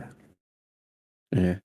Ini kalau misalnya aku coba ini ya, kayak bisa diaplikasikan dari ceritanya Mas Anthony gitu, terus kayak, apa, masukan-masukan dari Mas Anthony itu adalah yang harus kita cari itu adalah pertama kita harus, sangat baik di bidang kita, itu yang pertama, kayak kita harus bisa maksimal di bidang kita. Yang kedua adalah kita harus bisa memaksimalkan visibilitas kita ya Mas ya.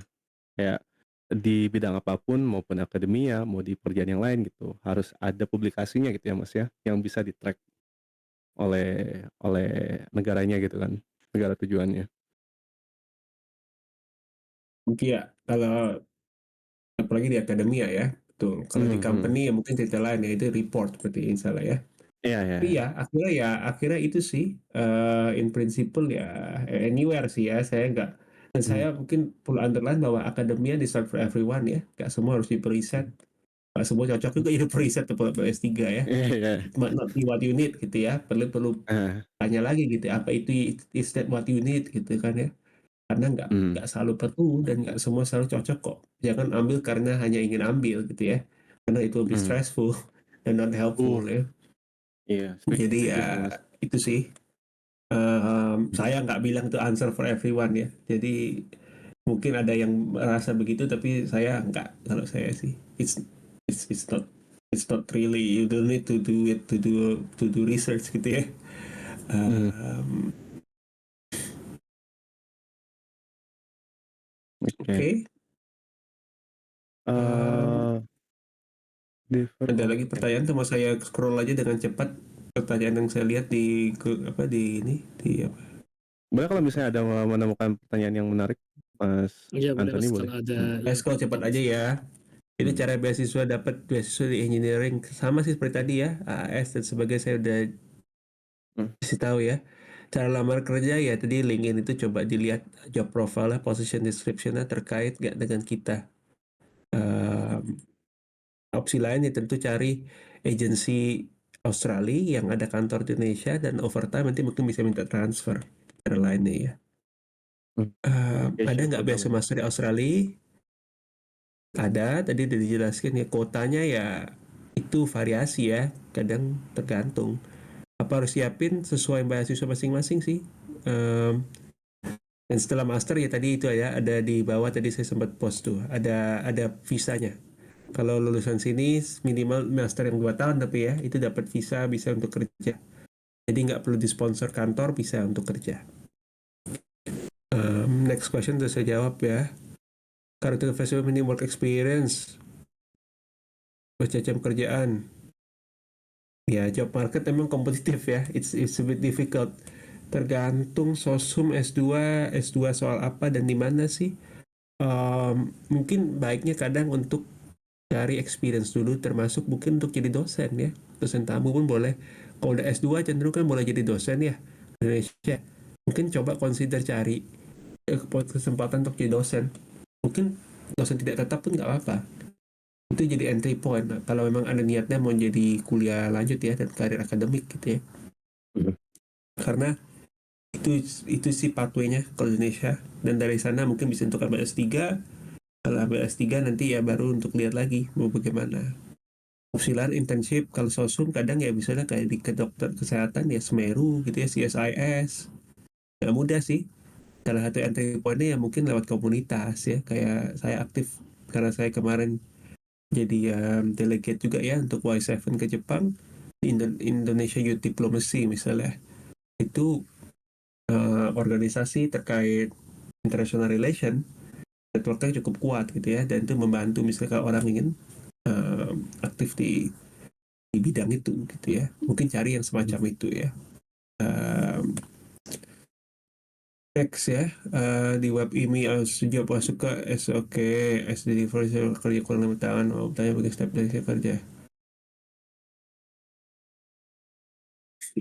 Iya, kalau yang SOL itu yes, itu perlu spesifik sih. Mungkin coba dipelajari lagi role step by stepnya. Step by stepnya itu ya biasa kalau coba ada ini nggak, ada yang opening yang mungkin bisa di match dengan itu ya. Occupation cenderung D3 sih nggak termasuk ya, tapi saya nggak yakin nih, saya perlu pastikan. Vocational kadang masuk. Cenderung yang masuk tuh S1 dan sebagainya. Coba pelajari D3 farmasinya itu ada kemungkinan nggak untuk diakui di sini gitu ya. Karena pharmacist itu license profession ya. Jadi perlu di certify kalau nanti bekerja. Coba dipelajari ya. Stepnya untuk jadi license bagaimana, ataupun kalau bisa diakui, baru nanti baru biasanya itu baru bisa dikasih ininya skill visanya gitu ya.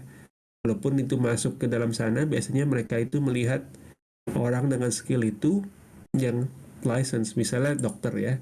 Nggak semua dokter itu bisa, walaupun dokter itu SOL, masuk SOL. SOL by the way itu skilled occupation list ya, yang diperlukan. Jadi masuk misalnya nursing staff atau perawat gitu ya, masuk, tapi perawat itu perawat-perawat yang bisa disetarakan atau bisa dapat izin di sini. Kalau enggak ya enggak juga gitu ya. Itu coba pelajarin ya. Subclass visa berhentikan nggak terlalu jelas kadang ya. Itu kan udah DP kan udah fix lanjut kecuali kalau sama agent. Oh, sebelum diberhentikan. Coba ya saya cari ya, saya nggak tahu perhatikan sih. Ya itu kadang susahnya kalau soal rebuild itu ya, itu sesuai dengan perubahan dari administrasi. Nah ini sekarang dia pemilu nih. Em, Kalau kita tunggu 6 bulan lagi, tergantung siapa yang menang ya bisa jadi berubah aturannya. Jadi kadang terkait apa namanya situasi-situasi seperti itu ya,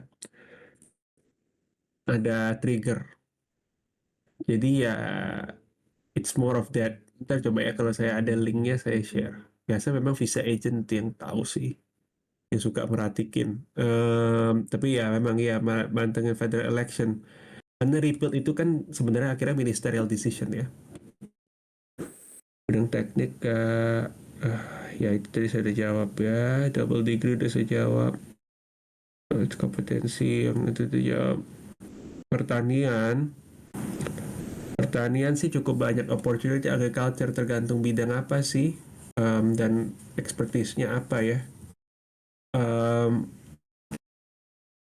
Mana ya website paling bagus ya? Nanti coba saya pikir. Coba kecek agriculture Australia gitu misalnya, udah ketemu belum?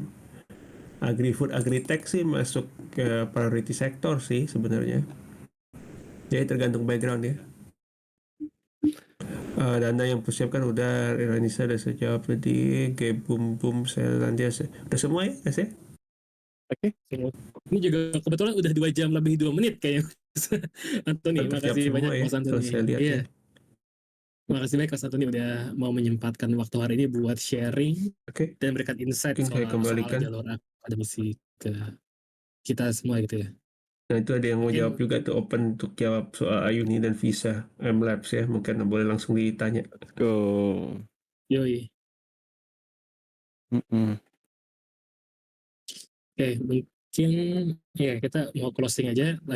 Sekali lagi makasih banyak Oke, saya Mas kembalikan ke Antoni. panitia. Ini suara udah kedengeran kan ya? Udah. Udah. Mas, Nah, coba di chat ya, tolong Mayer. ya. Sekali lagi makasih banyak Mas Antoni udah sharing sessionnya hari ini gitu kan. Cukup insightful buat kita semua. Terus saya juga saya tercerahkan gitu buat jalur lanjut akademisi gitu kan. Ya sejauh ini bias informasi terbatas, tapi dengan adanya informasi dari Mas Antoni Oke, jadi lebih holistik. Ini kayaknya Mas Antoni nggak dengar suara kita nih. Tapi Nggak, oke. masuk. Masuk ya? Oke.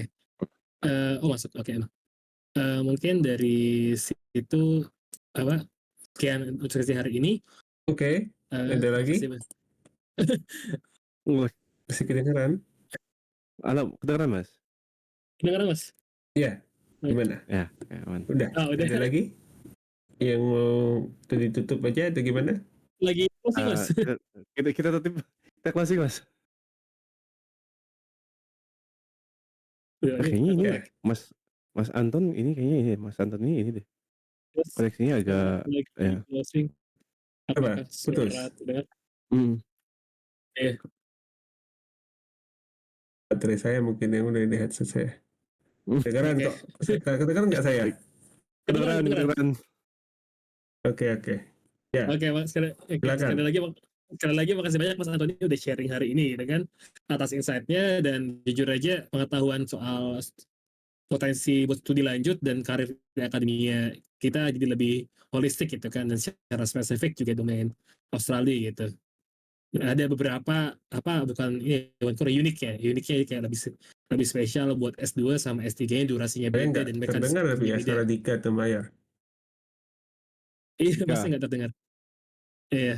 Mungkin itu dari kami. Sekali lagi terima kasih. Oke, kita tutup aja sesi ini. Mayer gimana? Oke, terima kasih Gimana? Mas Antoni. Kedengeran Mas? Sama-sama. Semoga bermanfaat ya. Ya, Iya. Sangat bermanfaat Mas.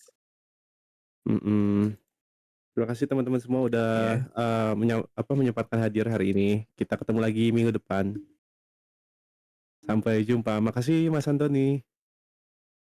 Mari sama-sama ya. Semoga Makasih banyak Mas bermanfaat Adi. kita semua.